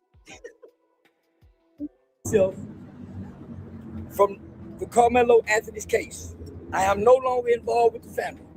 And here's why. I'm not getting in bed with Black Lives Matter. I'm not getting in bed with Benjamin Crump. I'm not getting in bed with Dominique Alexander. And I'm not playing for money bills. This money is going to the Boys Appeal. The rest of the money goes back to the donors. The rest of the money goes back to the donors. I was starting to feel like I was being used for my influence and my connections and resources. You felt like you were being used. You involved your stupid ass self with this family unprovoked. You stepped to them. You made a whole campaign talking about, I got to come out and apologize because I was against Karmelo Anthony. Now I want to just give as much as I can give and help as much as I can help. And now you're feeling used. You use this family to exploit them. Your switch up is crazy. And your reasoning is what? Because he don't want to go out and kill nobody? Because he wants to go about this the right way now because he probably distancing himself from your stupid ass now? You feel used when you got a damn watermelon t-shirt campaign going on right now? Watermelon felon t-shirt? Selling them? That's exploitation. Seems like you got what you wanted out the situation. Somebody paid you. And now you want to announce, actually, no, never mind. Psych. Get your stupid ass out of here. When I tell you we raised over $1 million one day, privately, quietly, they wanted to start another GoFundMe. I said, no, I'm not doing the GoFundMe. They wanted to know. And where is the proof? And also, like, give these people the money that was raised to help them. You know what I mean? Give them their bread. Did y'all question what happened to the money that any of these other people get when they do gifts and goes and all of the things? And where's the proof that the family was mishandling the funds that was given to them? Where's the proof that they actually asked you for another GoFundMe? What was wrong with the $1 million that you claimed that you raised? I don't trust anything that's coming out this nigga mouth. After we pay for the pill, will the money go to them? No. The extra money don't go back to you. It goes back to the people who gave it. It don't go to nothing. There you are. The money is for the people. Magnetar, we was just talking about you. We was like, where Mag at? Welcome in. I don't know why you didn't get a notification. You know, y'all know Ton Dog on my ass. Y'all know he trying to take me down. He trying to take me down. It could, you know. I know he be over here doing weird shit to channels. I don't know why you didn't get a notification today, Mag. But hey, it is what it is. But I'm glad you made it over. Thank you for being here. Well, what's going on, Scar Beauty? I see you in the building. I see y'all in the building. Shout out to y'all. Thank y'all so much for being here. Let's continue. So, going forward, I am no longer walking with nor associated or helping Karmelo Anthony. His daddy in the way. Daddy in the way. I don't like weak. I hate weak men. I'd rather stand with a strong daddy like that meth cap man than his black weak father. I'd rather stand with a strong family like this Metcalf man instead of a black weak father. And what showed so much strength about Jeff? His anger, his racism, his bigotry, his bully-like nature. Because you could tell the way he was talking, and in that video, that was the first bully. What makes him so strong? Because he's willing to be hateful and spread more lies? Okay. Play victim. Now, nigga, your son's still living. Hug him. Send him some books to read. I got the money. Let's start to work on. You said you was sending him books, nigga. You want your books back now? Appeal. Anything else don't make sense. Nigga, fucking wrong with you. So, myself, along with criminal defense mitigation specialist, Shannon Ross, along with attorney Mitch Nolte, we are removing ourselves. Mitch was never on the case, but Mitch said he's not taking the case. Why? Too many hands involved. They're trying to bring too many black lawyers involved. We don't need blackness. We need righteousness. We don't need blackness. Blackness is righteousness, bitch ass nigga. What you talking about? Stupid ass. You ain't one of us though. And what is you just said you would align with Jeff? What's so righteous about him? Sir?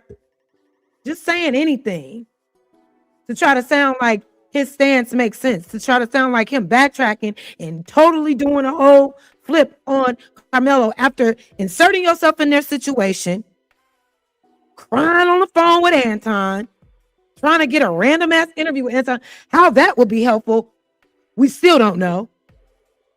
Now all of a sudden you want to beat your chest and talking about you ain't helping shit and we need righteousness. Nothing about what you're doing is righteous. What's so righteous about this fucking t-shirt campaign you running right now? And then gonna try to say, oh, well, you know, it's capitalism, when every time you sit and try to play us like we're fools. No, y'all don't even see. I'm really doing this to show y'all what's really going on. Shut the fuck up. Just shut up. So the dad done rubbed me the wrong way. Nigga, when I got an email from Mitch Nolte, one of the top attorneys, I didn't get the email. The email was forwarded to me. But if Mitch ain't in, and Mitch won't get in, and Mitch won't take it, it's something stinky about this. And I'm telling the nigga, say, homie, everybody believe you. It's you. You're the stinky one. And for the money, nigga. And I'm starting to believe you using me for it. I don't understand. They need the money. I don't understand. That father lost his job. That you claim that you rehired him to do work. He couldn't even do that shit with you. They don't have the same income as they once did because of this entire situation. So yeah, they got to do it for the bread. They got to raise the money to get a fair trial. They got to raise money to get a decent lawyer. They got to do the things to get the things done. Yeah. It's the whole reason why all this shit is leveling out the way that it has, or the way that it is because there's some money involved. Somebody getting paid off. Somebody it's stuff in somebody's back pockets to say certain things, to lie under oath. Now you so against motherfuckers doing shit for money, but you ready to profit off them t-shirts though. Shut your bitch ass up.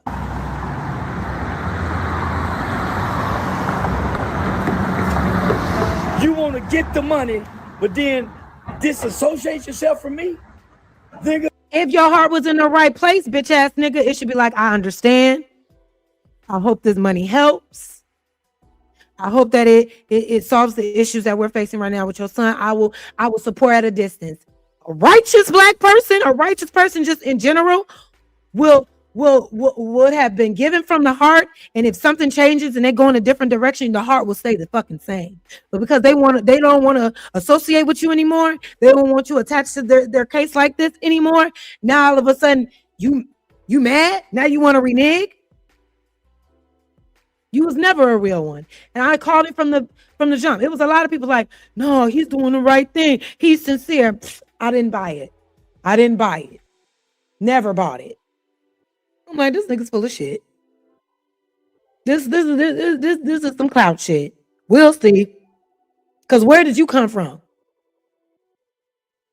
Who said that you was the right person to put yourself in the front of this case at all? And now you trying to tell them who they've been listening to you allegedly, apparently, thus far, and it's all gone to shit. They should disassociate themselves from you. You told them not to worry about an all-white jury. I would have burned it. I would have burned everything down. What? We're not going to trial until you get a jury of his peers. For real, for real. You told them not to get a black attorney. And I'm not even saying the attorney had to be black. But you advised them to do all the wrong shit. And now you're wondering why they don't want to fuck with you? What a fucking clown, bro. I'm here for that boy. No, you're not. I'm here for your son, nigga. Lie. And if this money don't go directly to your son's appeal, you don't get this money. We sent it back. We're sending it back, nigga. Nah, nigga, we ain't nah. Y'all go live up under the bridge. Go apply for food stamp welfare. But you ain't getting this money. This money. Look at him just spewing out racist ass narratives. Go get some food stamps. Go get some government assistance. Yeah, you got a phone call, Charles. You got a phone call from somebody non-black and told your little stupid ass to get in line, nigga, or else. That baby's appeal. And if you bring any other race-baiting lawyer into it, nah, how y'all doing? He ain't like what he look like that. Yes, sir. No problem. Okay. Yeah.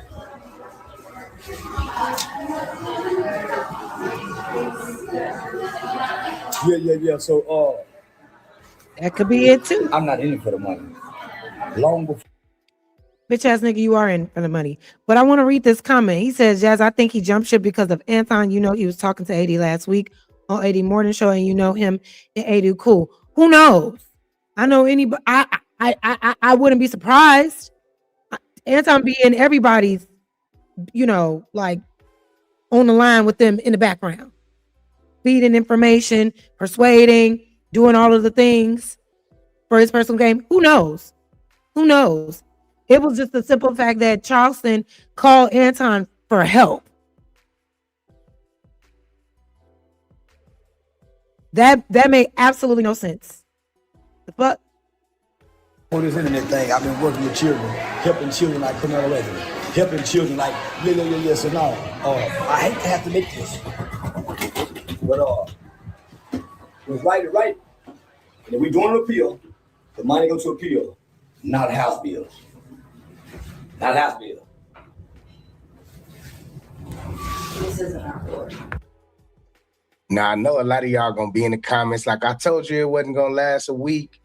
And yeah, man, get in the comments and just go ahead and I'll play that last part one more time. Hold on. On appeal, the money go to appeal, not house bill.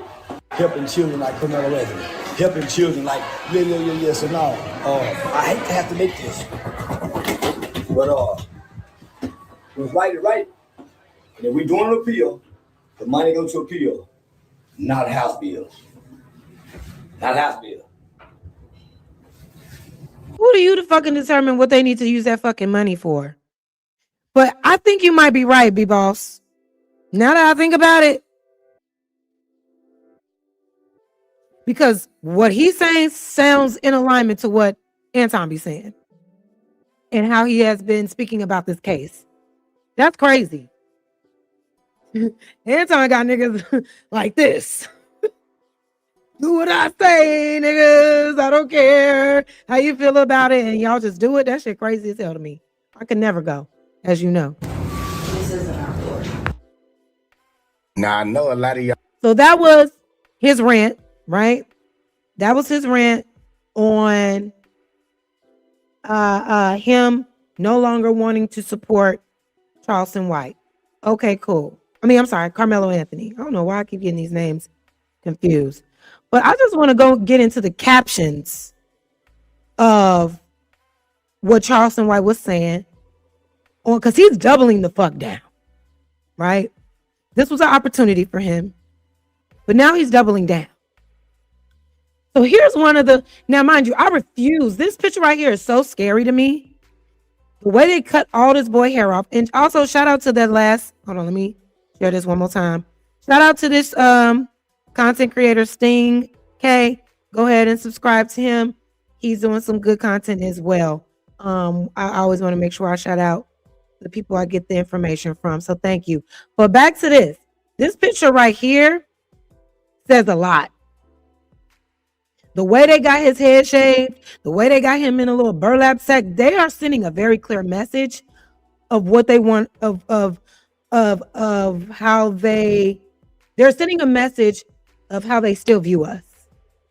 Don't this look like something out of 12 Years a fucking Slave? Doesn't this look like the image of somebody that was on a plantation?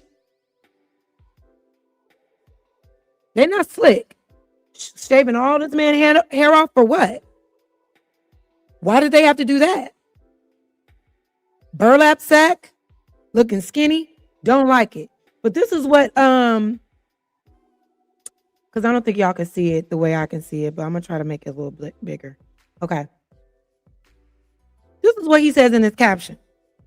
Charleston White, capitalism have always beat racism. Really? When there's so much racism rooted in capitalism. I mean, but this is what he says. Dear beggars, rather than begging for other people hard-earned money, we are selling t-shirts instead of tilapia fish baskets. Normally, when a nigga die, he earn his way on a t-shirt. This is no different. I'm not begging for nobody money. Part of the proceeds from sales will go towards the victim family as well. I call this restorative justice. Both parties benefits. The Karmelo Anthony Watermelon Felon t-shirts will be available for purchase on www.therealcharlestonwhite.com. You slow ass nigga. How does this benefit the Karmelo family? You're using Jeff Metcalf's, I don't know why I can't say his name. You're using the racially charged comment, the disrespect that he used to describe Karmelo as a watermelon felon, and now you're taking that as an opportunity to sell t-shirts and want to convince us this is restorative justice.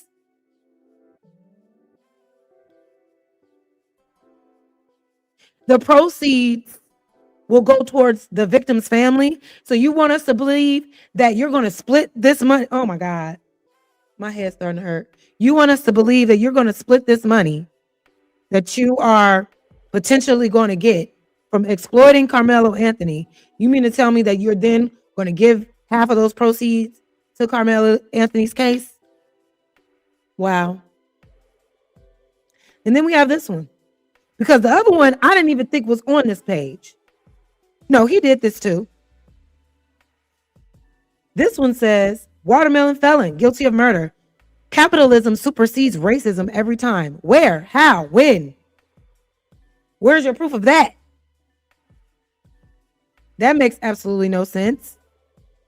Another one. He's every day.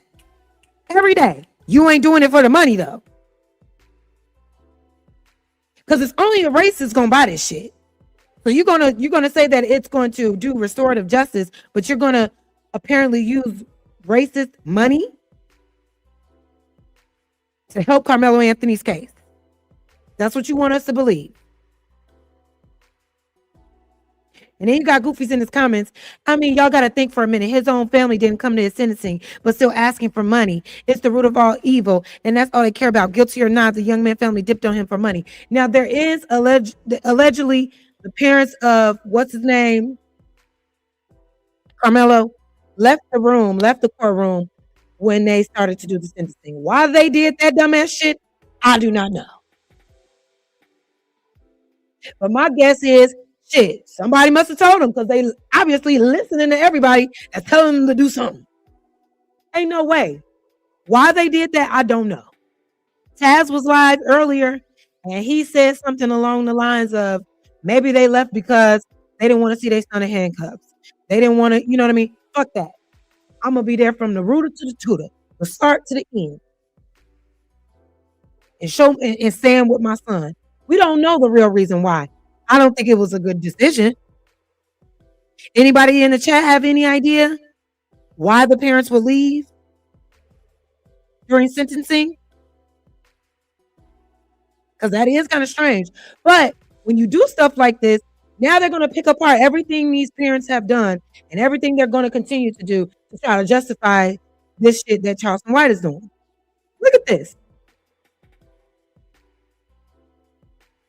And then got a nerve to use green and red. You know those are part of the black colors, the black flag, FBA, Juneteenth. This shit is sick as hell to me.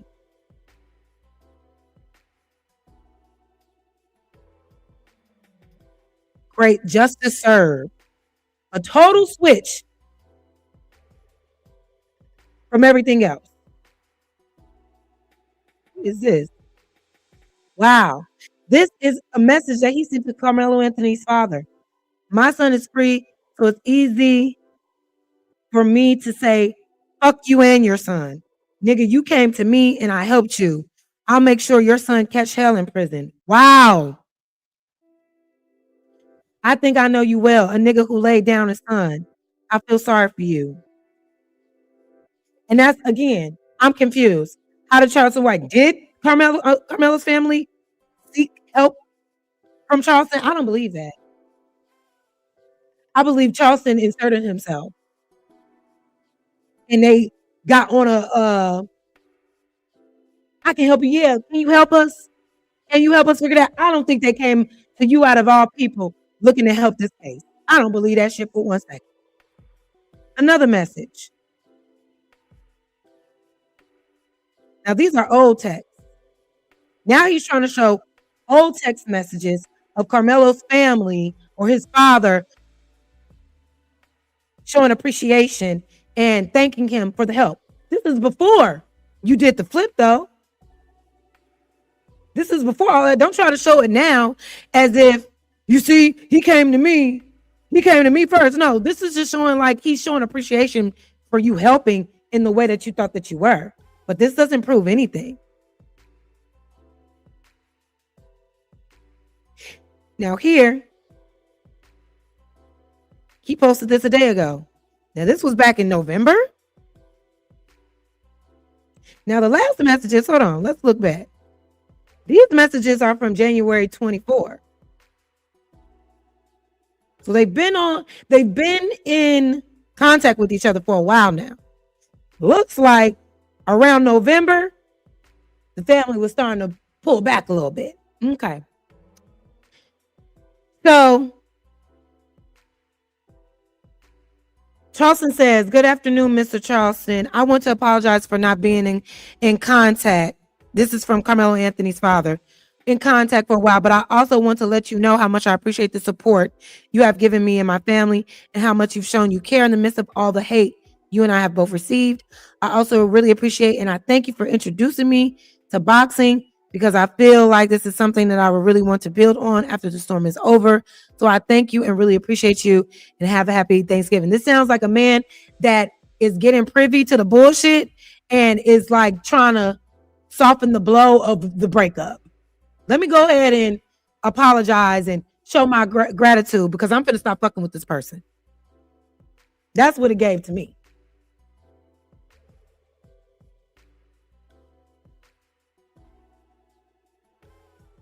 Shit is crazy. I appreciate it's like showing these messages for what? Showing these messages for what? Hold on, let's see what this says. And I feel like you cross me once you play on me. Our last speaker is Charleston White. Once you cross me, I don't allow you an opportunity to cross me again. And I feel like you cross me once you play on me. And I feel like you done played on me. You don't get to play on me twice. No. Fuck me once, shame on you. Fuck me twice, shame on me. Get up. But did he really clearly state what they did to fuck him over, other than needing the money to do another thing and probably trying to raise money to do another thing? What did they do to you? What did they do to you? What did this family do so wrong to you where you feel like you have all this anger towards them now? Like what? They gone. They gone. That shit gone. Yeah. Hold on. Is there anything else? So yeah, y'all see what time it is. This motherfucker was grifting and using and exploiting from the very fucking beginning. Had people really thinking, maybe he's not so bad. Had people really thinking, maybe Charleston White is waking up. No, all a game, all a ploy. What's going on? Ghost Introvert with the $5 super chat says, white people will always put us down. Different rules for different people. It's the American way. This is America. That's why I'm like, are we surprised? Are we really surprised? We didn't crack the case. The evidence was tampered with. You got a weak ass judge, a weak ass DA that did nothing to fight for Karmelo's case at all. Like that other witness saying that saw the actual video footage. He said they already had their decision made before Austin was in the ground. And that also goes to show, when has it ever been in the history, once you got once the verdict rests, once the verdict was read, you immediately get sentencing? Doesn't sentencing take time? Doesn't that take weeks? Like, okay, you're found guilty. Then you go back and you wait and you hear your sentencing. That shit happened all in the same day. They didn't waste no time with this. They knew what they wanted to do from the very beginning. And so did, what's his name? Charleston. Because I don't think he didn't know any of this. You know what I'm saying? I'm not going to sit here and act like, oh, Charleston White didn't know about the DA, didn't know about that judge. You know everything else, allegedly. Yeah, you a op, been an op. So I don't want to hear anybody trying to give this nigga a benefit of the doubt ever again. Because I don't care what the fuck the family did to remove themselves from you. You going on this rant, you trying to stop them from raising money to advocate for their child, and then you coming out with watermelon felon t-shirts to sell. I don't want to hear it anymore. So y'all, let's get into these next videos real quick. I want to talk to y'all about this case that happened, just to bring how racism is still alive and well within the justice system, within America in general. Let me stop sharing this ugly ass nigga, cockeyed ass bitch over you, nigga. It's no wonder niggas like Anton like you. Anton like Trump. What did Trump say? I love uneducated people. That's why y'all friends. But I want to get into this next video about this crazy ass white man that attacks his family. Well, hold on one second. Attacks his family out of nowhere or no reason. Right? Let's listen to what he does. And then I'm going to also play the video of the update. Because after attempted murder, which is what this man did, he's out on bond as of right now. So let's get into it. Because this is America. he threatened people and other folk were in fear. He gets shot because, well, he... Also, y'all, I don't know how y'all feel about this man on Indisputable. I've been watching him for a long time. I know some people got other things to say about him. He delivers the information accurately. All right. How you feel about him personally, I ain't got shit to do with that. But shout out to Indisputable. Shout out to him, and let's see what they had to say. Spew racism, boot up like he's going to war with black people, and then he gets shot because, well, he threatened people and other folk were in fear for their lives. Well, that's exactly what happened. I have the footage and the update. Here it is.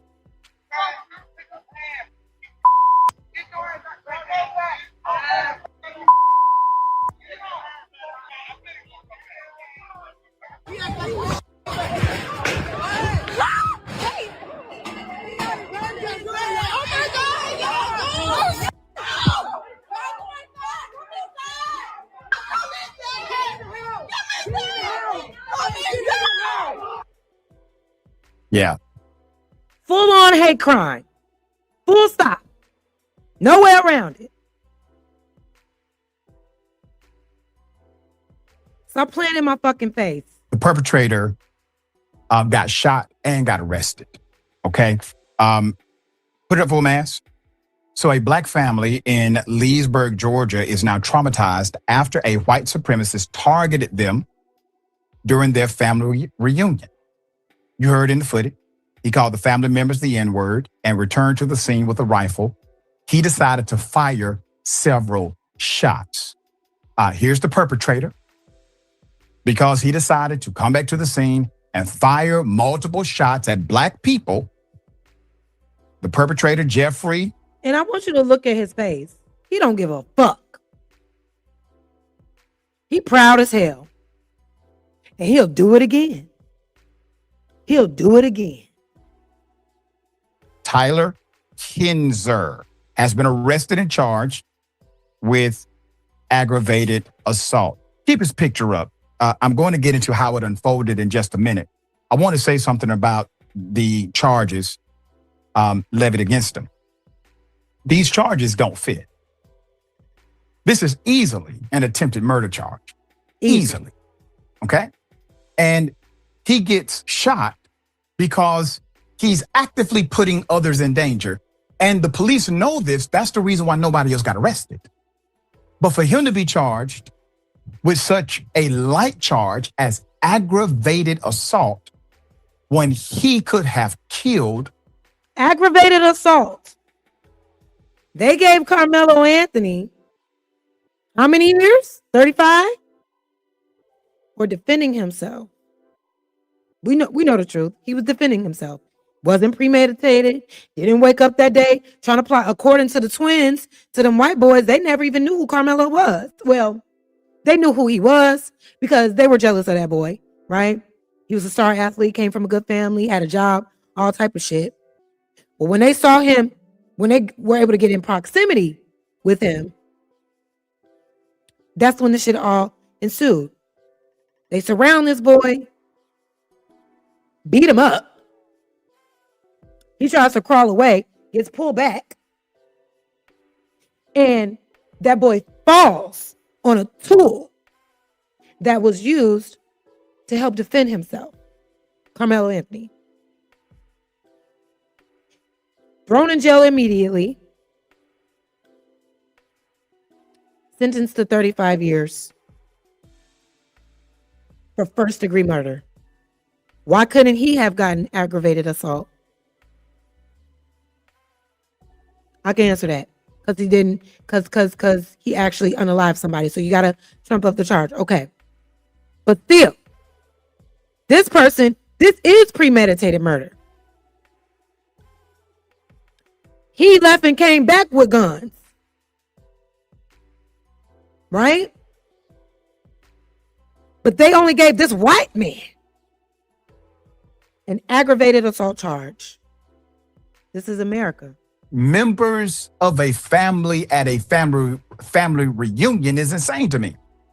And so I'm calling for the DA to do the right thing and update the charges, because the police officers don't have, well, the fortitude to do so.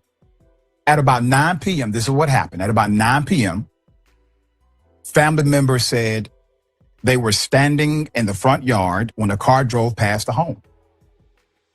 Jeffrey Tyler Kinzer, who officials identified as the suspect, was reportedly leaning out of the window, shouting racial slurs at the group.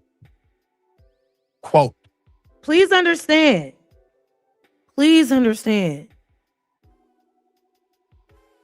A lot of these things, it's been happening, but it's happening even more now. I'm telling you, there's a connection between this current administration and to all this shit that's happening right now. Because they are feeling like I could just, because of that freedom of speech shit, I could just walk up to black people at any time, at any place, and just spew all of this hate to them, and nothing should happen to me because of free speech. And because I feel black people are doing something against me, I'm going to double down and try to get physical with them because I'm entitled to do that. They're black. I'm white. It's all connected. He's talking junk. He started yelling the N-word. Ramel Green, a witness, said. He kept going, so we let him go. Okay? Now, before I continue, please remember, the state of Georgia has a hate crimes law. All right? And the bar for that hate crime law is basically, well, what you just saw. Utilizing something that's an immutable quality as the reason you are engaging in, say, criminal activity. This guy has spelled it out clearly. He's charged with simple aggravated assault still. So the person who lives at the home also said she called the Lee County Sheriff's Office. This is down in South Georgia after Kinzer left. So you already have a 911 call. But about 5 minutes later, this guy and the driver returned. This time, Kinzer was reportedly wearing body armor and carrying an AR-15 style rifle. Your D, Markham. Those outside spotted the suspect with the gun from a distance and began running. Hold on. How could this not be considered? How could this be not considered a hate crime? The person who lives at the home also said that she called the Lee County Sheriff's Office after Kinzer left. So she already was doing the right thing. Hey, it's a crazy person out here shouting crazy things to us. We need some help. But about 5 minutes later, Kinzer and the driver returned. This time, Kinzer was reportedly wearing body armor and carrying an AR-15 style rifle. Those outside spotted the suspect with the gun from a distance and began running, Green said. Then Kinzer opened fire. And Green said a bullet flew past him. Okay. Green said.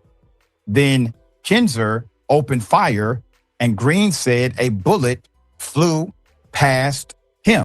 You came back with fucking body armor carrying an AR-15, but this is just aggravated assault, not attempted murder. Okay. So what do you have now? You have premeditation. It's a plan. Yep. You're in gear. You've brought a weapon. You decided to aim and shoot at a particular person. That's not aggravated assault. That's attempted murder and premeditated malice at that. There's more. Put them up. Ramel Green said, quote, people started taking positions because they saw he had a gun. And I was in the middle of the street and I grabbed my gun and started returning fire and moving with him. End quote. Green is a Marine veteran. Marine vet got on that He wanted to ass. defend the roughly 20 children and older adults who witnesses said were at the home when the shooting occurred. According to the Lee County Sheriff's Office, Kinzer was injured after being shot by a family member. Yeah, they defended themselves. Quote, it's so hurtful. I cried all night. Lucinda Broussard, another witness, said, quote, I'm laying outside on the ground for a shootout. I'm under my car with my sister who is 77 and I'm 62. Oh my God. Quote. The family said they were racially targeted. Quote, we were having a family gathering and it was a great family gathering. Green said it was peaceful. He came in and caused that. It's like when black people are somewhere being happy and peaceful, it pisses these people off. It like enrages them to see us happy amongst each other, amongst ourselves. What type of evil human being do you have to be where you see elders and children happily enjoying themselves and you want to come over there and fuck it up to try to kill them? But racism don't exist in America? It's all in our minds? We're just making it up? Okay. Y'all, woo, child, y'all wear me out. People be wearing me out, especially in these spaces, because y'all talk about everything else but shit that actually matters and calling out the bullshit. I ain't seen Angry Man talk about this. He always talking about what niggas is doing. Why you ain't talking about how these white folks are literally every day plotting on niggas?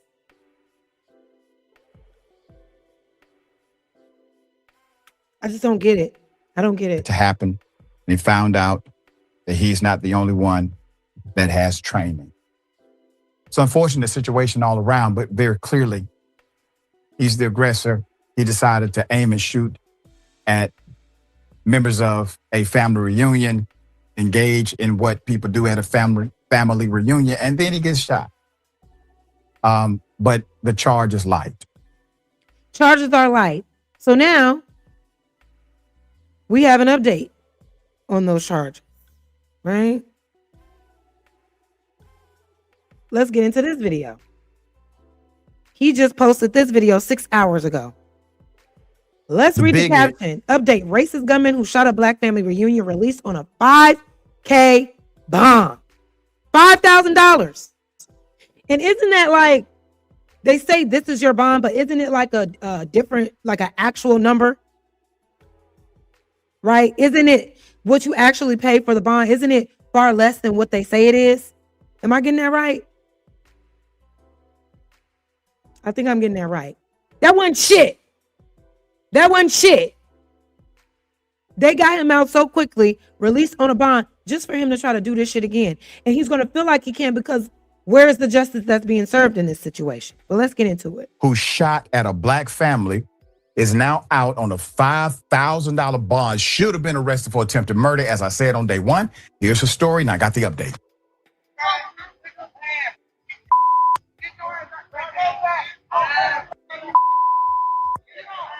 Exactly.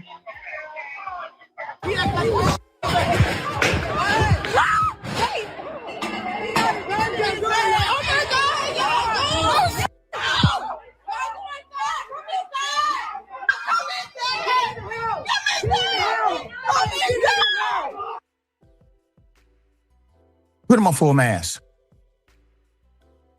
I'm going to remind you. Oh, let me pause. Thank you, Magnetar, for the $5 super chat. Shout out to the Marine Corps veteran for defending the family. Exactly. He fucked around and found out. And I just wonder, how do you guys think this would have turned out had the Marine veteran, rightfully so, shot him and actually killed him? What do you think would have happened to that man? Do you think they would have just let him go and said, well, he defended his family. He started shooting first? Because I believe they would have threw that black man in jail. Yeah, they would have. And found some weird ass loophole, something to say. Well, at this point, why wouldn't they? If they can railroad Karmelo Anthony's case the way that they did with actual evidence, here's actual evidence here. Why wouldn't they do the same thing? Because this man literally went to his home, presumably. He got geared up, guns, protective gear, ammunition, came back in order to shoot at a black family while they were at their black family reunion. We're talking about 70, 75-year-old women hiding underneath cars. Oh, God. Because this man is shooting at them. Now, he ends up getting shot by somebody who's a former armed services guy, not afraid of him. He knew what to do. It's a combat situation. He got to protect some folk that are unarmed and trying to eat food. So he shoots. His aim is better. And he shot the guy. 36-year-old Jeffrey Tyler Kinzer opened fire with an AR-15 and shouted the N-word at a black family reunion. He has since been released on a $5,000 bond. Once again, Georgia has a hate crime statute. Kinzer, who reportedly works as a firefighter at the Marine Corps Logistics Base in Albany, Georgia. Was that a reason? Was charged with one count of aggravated. Hold the hell on. See? It's always some cahoot shit, man. Let's play that back. Georgia. Was that a reason? Kinzer, who reportedly worked statute. Once again, Georgia has a hate crime statute. Kinzer, who reportedly works as a firefighter at the Marine Corps Logistics Base in Albany, Georgia. Was that a reason? Was charged with one count of aggravated assault. The family said they demand one count of aggravated assault.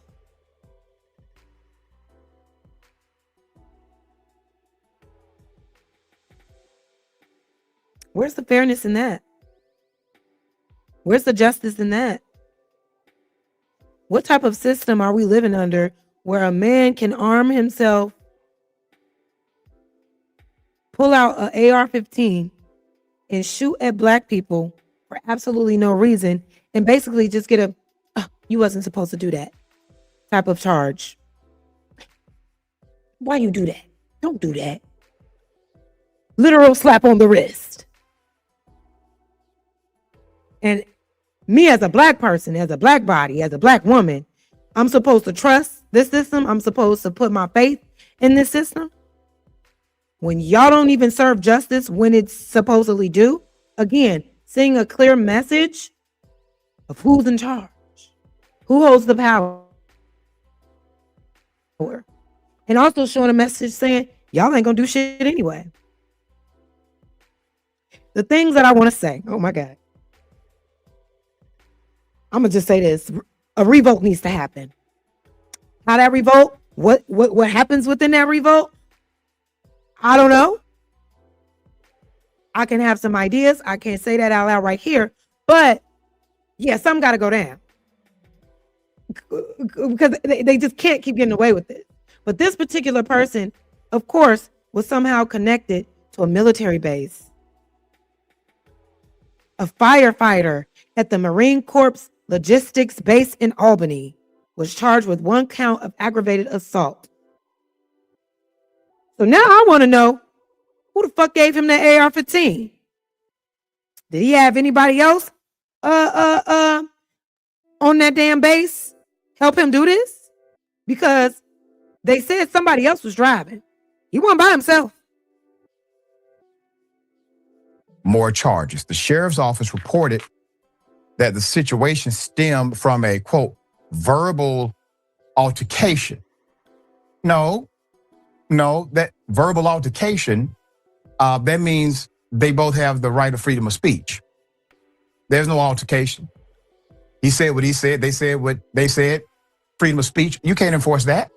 That's not your cause and effect here. Wait, hold Freedom on. of speech said there's no, that verbal demand more charges. The sheriff's office reported that the situation stemmed from a, quote, verbal altercation. That he started.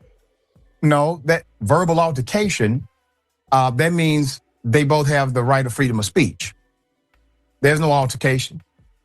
He said what he said. They said what they said. Freedom of speech. You can't enforce that. That's not your cause and effect here. That man went and premeditated an attempted murder. That is my opinion, and I stand on it. Because that's what happened. When he decided to continue driving, go somewhere, get ammunition, get guns, get protective gear, come back and shoot at people like a drive-by. Why don't you? Okay, mama say, I guess he was about that, but I thought they said earlier that the family saw the car pull up and then saw him get out with somebody driving. Maybe I got that confused, so my bad. Call it that because he's white? Yeah. Because he works at the Marine Corps Logistical Base in Albany? Mm-hmm. Because he's a firefighter? Why? Because I guarantee you, if one of those Black family reunion participants would have gone to his family reunion, had words with his family, went to their house, got guns, ammunition, and protective gear, came back and shot at his family, and kept driving, you would have called it a drive-by attempted murder and charged him appropriately. Absolutely. That's what you would have done. Without hesitation.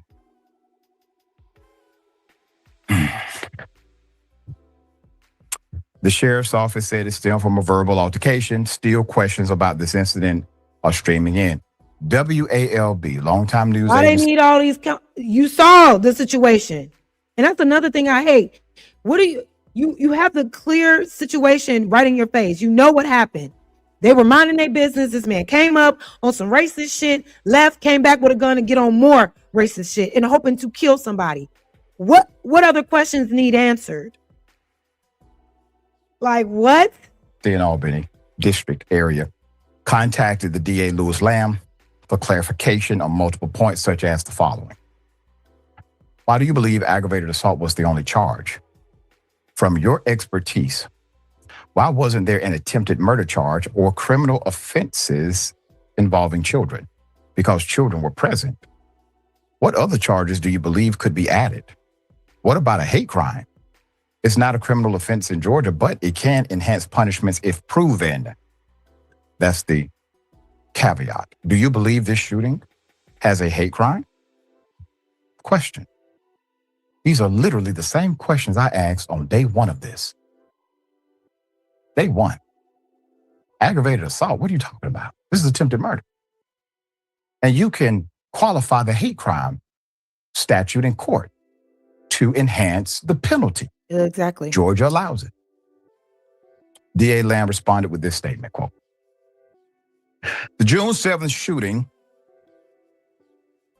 on Autumn Leaf Drive remains under active investigation. My office and the Lee County Sheriff's Office jointly requested the assistance of the GBI in the ongoing investigation. Why do you need the GBI? Why do you need the Georgia Bureau of Investigation for a very simple, straightforward crime? Right. Why? This crime does not involve any complex matters. Typically, It wouldn't have been given no grace if it was the other way around, and that's what bothers me. Had there been a nigga bothering some white folks under the jail, no deliberation needed, no trial needed. No, you're just under the jail. You're cooked. You're done. But we need all this extra when it's the other way around. only call, that's why. Typically, you only call the GBI in when the person shooting is a member of law enforcement. Clearly, he is not a member of law enforcement. Why are you treating him like one? Is it because he's a firefighter? Is it because he works at the Marine Corps Logistics Base? Is it because Connected with all the people that can protect him from crimes. Firefighters, police officers, military bases, connected with all of them. Probably got a good ranking and rapport with everybody. Yeah, that's exactly why this nigga got away with this shit. because he has significant relationships with law enforcement? Is it because law enforcement may have been involved in the planning of this? His law enforcement friends, I'm sure he has them. So to WALB News, great job. Great job. You all posed the questions that should be posed, and you posed it publicly. Here's a question that I would recommend you pose. Were there any law enforcement members involved in the planning of this or aided him in any way? Exactly. Pose that. All right. So that was that, y'all. But this is America. The constant hypocrisy, the justifications of bullshit, the corruption in our system. It was never, ever designed. You can't argue with me anymore about how it's all in our minds and it's not real when there are real things that are happening in real time. Rick Child was able to run down on Cyrus, shoot that boy in the back for literally nothing. Nothing.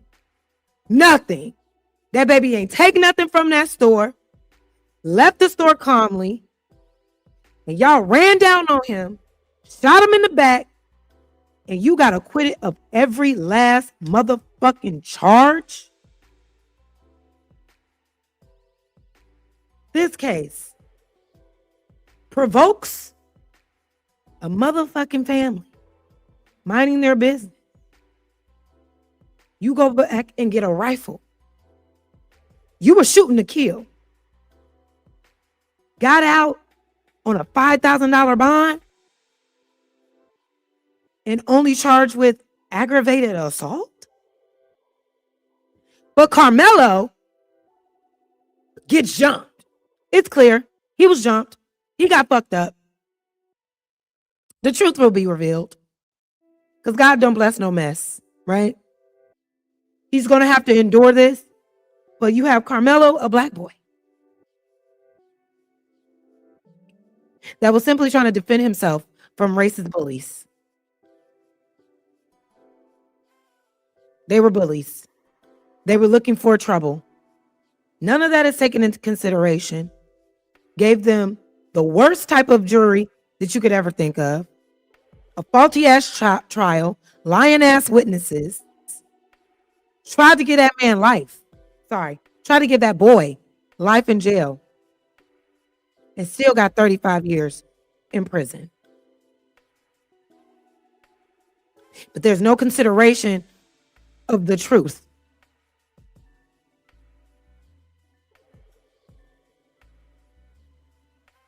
It just really bothers me because it's like, when y'all ready to fight back? I mean, like, are you tired? I've been tired, but it's just like, yo, it's like amplified. And it's like, I can't even use words like that because it's been bad. It ain't never gotten better. They literally repurpose this bullshit and just put it out on different platters every year, every 6 months.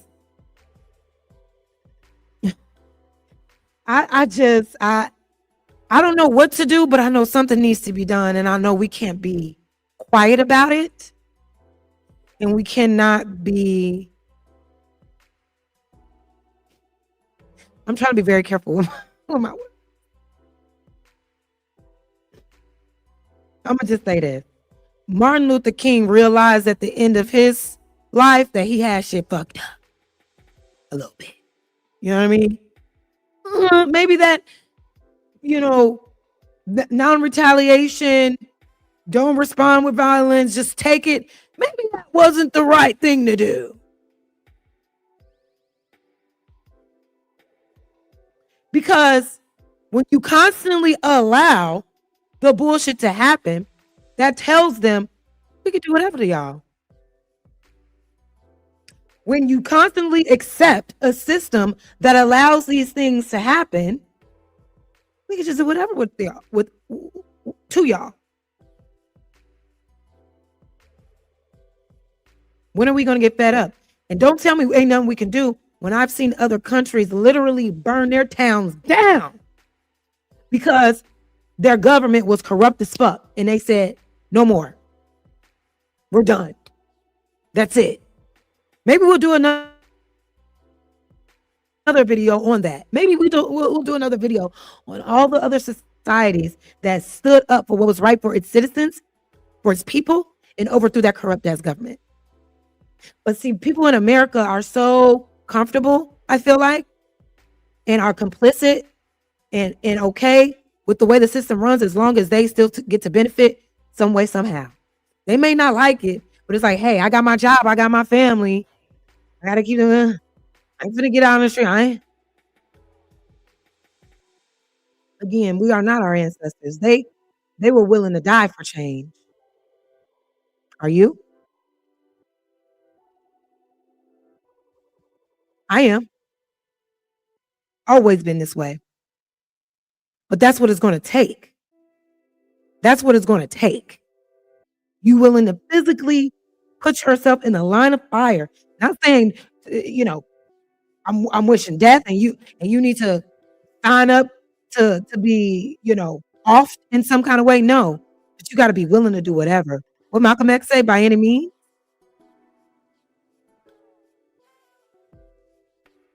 So y'all, we're gonna move on to the last part of the show. Thank y'all so much for being here. Let me give y'all a little hand cliz out. Let's turn it up a little bit louder for the people in the back. Y'all did it. We did it for the happy hour. Once again, I appreciate y'all being here. Thank you for supporting the stream. Let's get into, as we close out, let's get into this idiot, right? This fucking idiot that said what he said during the stupid ass UFC fight that was happening on the White House lawn. And it's just like, of all the things to prioritize at the White House, this is what we doing. Black MAGA. This makes sense to y'all? Y'all so smart. Y'all smarter than everybody. But it was necessary to host a damn UFC fight promoting violence on White House grounds. Okay. Yeah, that if that makes sense to y'all, then I understand. Y'all just dummies at this point. Just MAGA in general. And there was a study that was actually done, y'all, on people who voted MAGA versus people who did not. And the IQ, they love talking about low IQ. Well, the numbers are in. The results are in. Y'all the ones that's kind of dumb. Okay? Y'all the ones with the lower IQ. Y'all the ones that don't get it. So I want to play this video real quick from not my good friend, I don't know this nigga, but somebody that I also follow on YouTube. His name is Public Defender. He has definitely been on panels that I've been on. Not at the same time, though, I don't think. But he's been on Fatty's panel. And he went on Fatty's panel, I think, once or twice. And he said, I can't never do that shit again. They was wearing him out because he is more so, Public Defender is, public offender, excuse me. He is very pro-woman. Now, and he definitely speaks up for Black people. Now, apparently he has a non-Black wife. But I also never heard him claiming to be pro-Black, right? I think you can still be an advocate for the community and date who you love, but don't call yourself pro-Black anymore. Can't do that. Being pro-Black is literally reproducing with your own kind and progressing your community. But he speaks out. The manosphere hates him. The manosphere hates him because he always pushes back on their harmful rhetoric and their harmful narratives about women. He calls out the misogyny, and he also holds himself accountable. But he did a video on the UFC fight, and I think he packaged it up really, really well. Because he gave also follow-up clips of what people were saying after the fact. So let's get into what he had to say about Josh Hokett. That's the name of the fighter, right? Let's see what he had to say. Thank y'all so much for being here. Y'all rocking out with Auntie tonight, and I love you for that. So let's just see what the commentary was. Done. He like, I still believe we can get that shit together. Then when it's all said and done, he like kind of is like jokingly trying to distance himself from this shit. This is fucking crazy. Like, even he knows that shit was weird. You said Michelle Obama is a man. Yeah, that was the Incredible Hulk. Incredible Hulk said that? I don't know what that was all about. Do you think he genuinely? Oh, that was the Incredible Hulk. No, it was you. It was you. It was you. Where's John Jones at? Why won't he say anything? I'm sorry, y'all. I started it too late. Hold on. Let me go back because I want to take you to the first part. Okay. Here, that rhetoric, that train of thought, which started in white supremacy and is now parroted. Now, what this video is talking about, how people love to call Black women masculine, right? Especially darker skinned Black women. They like to just reduce us to shit, right? So he's making the correlation how a lot of people have adopted this rhetoric, that not knowing that calling Black women masculine, that was started by white supremacists. Welfare queen, masculine Black women, Jezebel, that was all white supremacy rhetoric that they plastered all through the media for you to believe about Black women, to look at us as second-class citizens, if not a citizen at all. Someone that should be reduced to nothing, someone that shouldn't be given humanity or respect. So I like the way that he made that correlation, but let's see. By mainly Black men and a lot of Black female pick-me's, right? So you have white supremacists and you have Black men, because there are white supremacists within the Black community, right, who push white supremacist ideologies like Dr. Umar and, a lot of just Black men in general.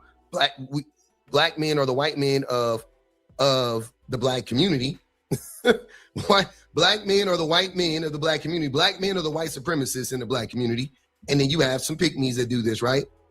That right there enables this to happen. You are a part of the problem. This is how we got here. You are to blame for this. Yes, absolutely.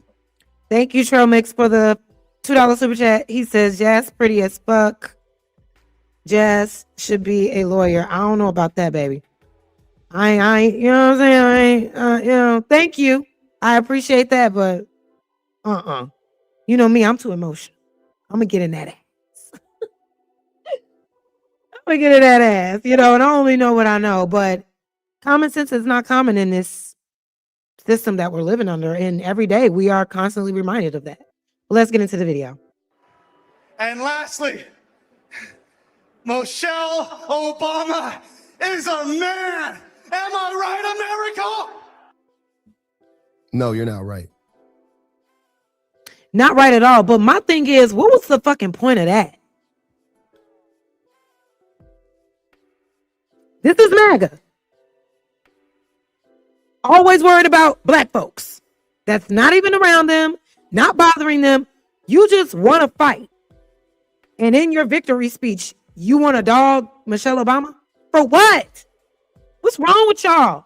Why are y'all always bringing up the Obamas? And I'm not saying I like the Obamas as people. Could they have done better, or could President Obama have done better for our people during his administration? Absolutely.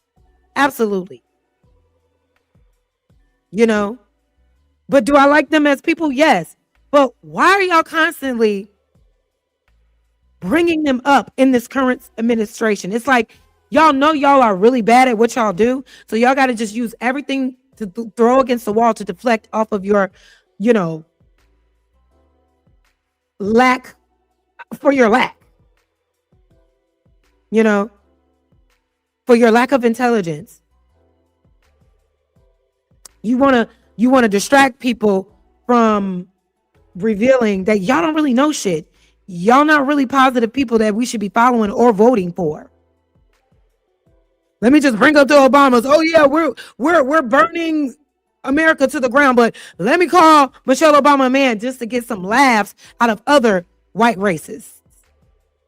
Y'all use your racism to deflect from your ignorance, not realizing your ignorance is what fuels your racism. It's so dumb to me. And when I see black people be, I'm MAGA or I'm voting for Trump, this is what you support? Stupid ass shit like this? The Obamas haven't been in the office for how long? But yet they live rent free in y'all minds. Every time I hear a conversation, when people are trying to criticize, and rightfully so, this current administration, I hear black MAGA specifically. Well, what about Obama? What about Michelle? What about them? They're not here anymore. Why are y'all constantly talking about them? No, you're not right. And I don't know if that is even something. Can you sue for that? I don't know, right? Because it shouldn't, I mean, calling somebody a man or a woman, misgendering somebody or whatever, I don't know if that's, I don't know. I think you could be, I think anything could fall under defamation if it is untrue and harmful, right? But nonetheless, yeah, you see the connection? Calling black women masculine, especially dark-skinned black women, calling them masculine. That's how we get here. That's how you have a fucking idiot like Josh Hokett. They misspelled Hokett. It's supposed to be Hoekit. So Josh Hokett is so emboldened to say this because who gonna stop him? Black men, not black men too busy running around here calling black women masculine. All right, y'all. He started going in on black men. I ain't saying I agree. I ain't saying nothing. We just watching for the footage that he covered about what was said during this UFC fight. I do hear a lot of black men, not y'all. I do hear a lot of black men calling black women masculine these days. I've heard that. It's like when Kevin Samuels came around, I think he was the first that started perpetuating that narrative. That's what I always hear now. Black women are masculine. Black women are masculine. What does that even mean exactly? What does that mean? Because we get angry. Y'all, okay. That's a valid emotion because we get frustrated because we don't tolerate nonsense. We don't tolerate disrespect. For the most part, what makes us so masculine? I always wonder that. What's masculine about us, And what is feminine? Because true femininity is not demure. But that's another conversation for another time. We already know white supremacy started this shit. So what they gonna say to him? And I will say, one of the things that I don't like about the manosphere is because the black manosphere is because they too adjacent to racist rhetoric about black women and about black people. They love to demonize the feminist movement. You can say what you want about it, but are quick to uphold a patriarchal system that was designed to keep niggas down. You assimilate right with all the bullshit. It's very weird to me. Them niggas be weird as hell to me. Not gonna say nothing. Goofy ass Joe Rogan didn't stop him. All of his white male friends, they're gonna enable him. They're gonna laugh it off, right? Who gonna stop him? Nobody. No punishment. Nothing will happen from this. I heard the UFC was going to the White House. I knew somebody was going to make international headlines. And Josh Hokett is definitely that guy because after he knocked out Derek Lewis in round 2, he gets on the mic. Joe Rogan's asking him questions and he goes, and Michelle Obama is a man. For those of you who don't know Josh Hokett, he is a heavyweight. He has made headlines in the MMA world left and right. He once called Brittany Griner a man after one of his fights, and he just called Michelle Obama a man. Josh Hokett kind of Brittany Griner, another black woman. Okay. has this persona like a wrestler, but also you're on the lawn of the White House and you're calling Michelle Obama. Something was going to make international headlines. I didn't think they were going to give the mic to Josh Hokett because he's a crazy guy. And that's what. Yeah, so you'll probably be hearing a lot about this. And you know what's crazy? Look, and this is as best you can get out of, like, he knows that this was wrong. Like he knows he shouldn't have said this, but he won't just call it out for what it is. He's just gonna laugh it off. He's gonna say, "Oh, he's a crazy guy." And that's what they do here in America. They laugh at our pain. They blow it off. They make memes of it. They make fun of it. They enjoy it.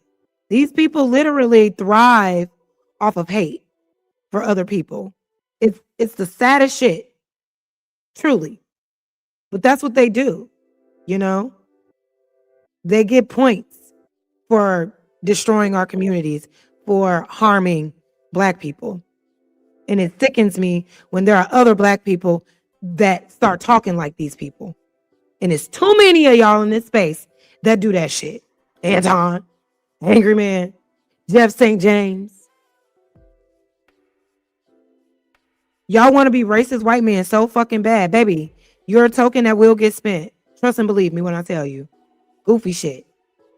Goofy shit. I don't know why you would give him the mic. Like, he's blaming other people. He's not blaming Josh for the words that this grown-ass man just said, right?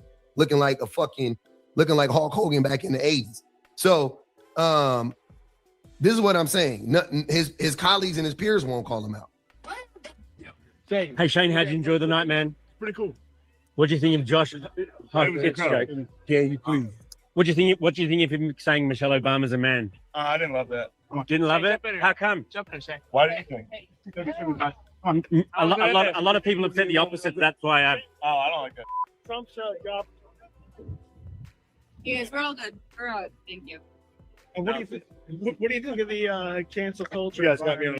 He looked like he really didn't want to stand for that shit, really didn't appreciate it. But his peers around him trying to shut down how he really feels about it. Why? Because it's going to offend the whites. It's going to offend the white folks. Because we already know Trump ass chucked it up to that joke. So if he goes against it, may lose a deal, may lose opportunity. It is thick, bro. All right, guys. But yeah, I didn't like that. Oh, okay. But whatever, it was funny. But whatever, it was funny. No, he had to say that to appease them other people. Because when he was first asked, I didn't like that at all. He wasn't smiling, he wasn't laughing about it. But he was getting that nudge. Hey, don't say too much. That's crazy as hell. Again, you got another white man who knows it's wrong. Clearly, he knows it's wrong. He won't just call it. He won't call it out. He won't just say, "No, that was abhorrent. That ruined the whole night for me. It was distasteful. I don't support that rhetoric whatsoever. It's incendiary. It's dangerous." He wouldn't say that. Oh, I didn't love that. You mean you didn't love it? You could still like it then, right? If you don't love something, you could like it. Saying I don't love it, and then to give that flippant response like you know why. We don't know why. Like the guy said, we don't know. A lot of people are saying it's funny. Do you think it's funny? This is your time to put, to draw a line in the sand and be like, that shit is not funny. That's not comedy. Then at the end, but you know what's fine. No. So white men not gonna call it out. You got black men calling black women masculine. You got a white man jumps up there and says that a black woman is a man. And then you got other white men going, knowing it's bad, going, but I mean, it's just a joke, tongue in cheek. And this is why I say black women are at the bottom of the motherfucking totem pole. Who's coming to save us? That's why we be outside trying to save ourselves. Because he broke that down nicely. Some black men do assimilate with this harmful rhetoric about their own women. They don't come to the rescue of their own women. Ain't no white people gonna come to the rescue of black women. We're always a target. We're always the one that gets harmed the most first. You know what I mean? Shout out to the brothers though that don't play this shit. Shout out to the brothers that hold it down and hold their peers accountable when they hear some weird ass shit coming out their bro's mouth about black women or just women in general. You should not tolerate anybody that speaks, in a harmful way about the vulnerable. Anybody just in general, but especially about women and children, black women. You know what I mean? You shouldn't even want to associate yourself. I mean, wow, this guy's crazy, but it's cool. Just so we're all clear, the reason these men make jokes about black women, specifically dark skin. Hey, Tiffany, how are you? How are you? Thank you for the $10 super chat, girlfriend. She says, hi, Jazz, aka Dollface. And chat fam, show love to the platform, like jump in the chat and get what you can. Give what you can. Subscribe and share the stream. Thank you. Thank you. Miss Tiffany in the building. That's my dog. Thank you so much for pulling up when you did, sis. Well, let's finish this video. Close this out. Black women being men is because they want to encourage violence against black women. Because see, when you attribute masculine qualities to a black woman, then other men feel like it's okay for them to attack and be violent, whether online or physically, towards black women. And that's always been the case. That is why they've always made these jokes about Michelle Obama, because they can't stand how beautiful she is and the fact that she's able to accomplish so much so gracefully. And the platform that he used to say this is not coincidental. It's not a coincidence that he said it on a platform after winning a sport that is very violent. And the last thing I'll say is that this is strategic. They know that Michelle Obama could potentially run for president and win 2 terms.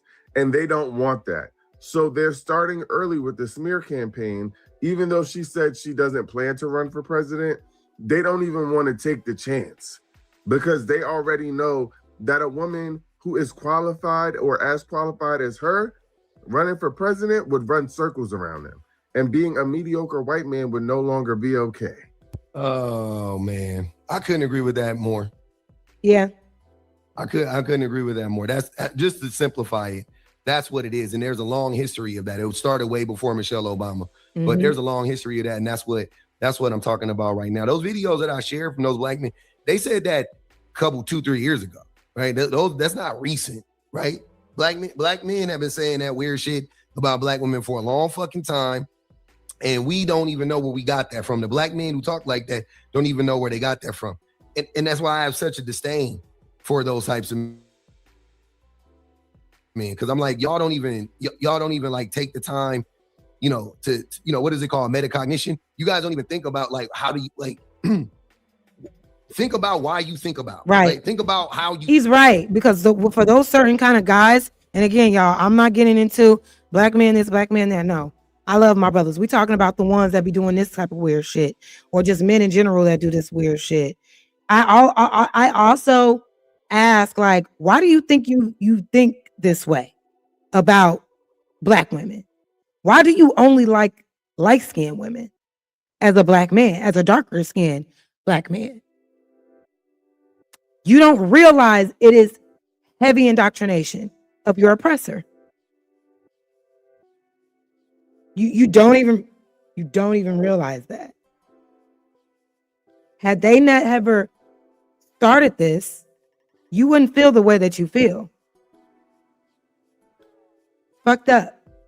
It's fucked up how easily some of our men can fall in line with hatefulness because they feel that it puts them in proximity to some type of power. It's like, okay, I'm gonna go over there where the white people at and where the race is at because they win. That's a mental illness. But look, check it out, y'all. That's all I have for y'all tonight. I hope y'all enjoyed the show. We did our big one tonight. Thank y'all again. Let me stop sharing this video. Shout out to the public offender. Always on here offending niggas. Motherfuckers can't stand him. But yeah, exactly. And just think they're exactly. If y'all want to convince women that y'all are safe enough to lead us, then start showing us that y'all are safe enough to be led by. Maybe have our backs. Maybe not align with racism. Maybe not try to justify the unaliving of little boys like Cyrus Carmack, or justify the railroading type of trial that Karmelo Anthony just got, or try to justify a crazy ass white man killing what was his name, Daniel Penny, unalived a black man on a train that wasn't doing nothing but being sounded like he was just like a homeless black man that be talking out loud, and you took it upon yourself to unalive that man, and he wasn't convicted. So it's just like, I hear too many excuses for bullshit, and I want to be able to start bridging gaps and building trust within our community specifically. We got to get on code. One day at a time, y'all. One day at a time. I know it's too many sellouts that are too loud, D. That's the problem. Let me make sure I hit up all the super chats. Yeah, I think I did. Yeah. I hit them all. But yeah, it's the sellouts, but it's also the ones that swear they ain't selling out. It's just really an indoctrination. You know what I mean? But we'll get through it, y'all. Thank y'all so much for pulling up. We about to get out of here. Auntie hungry. I hope y'all had a good time. But until next time, stay black. Stay proud. Stay down. Stay up. This is America. There should be no surprises. No more surprises. At this point, let's really lock in and come together and dismantle this shit. Because it's going to take us. It's always up to us. And I believe in us. I believe in y'all. I believe in you, black man. I believe in you, black woman. We got this. We the chosen ones. It's going to be all right. Y'all have a good week. Have a good night. Until next time, let's give it back. I will see you on the flip side. Hold on, let me do my little thing. Let me do my little thing to show my gratitude. And we gone. Little jig before we leave.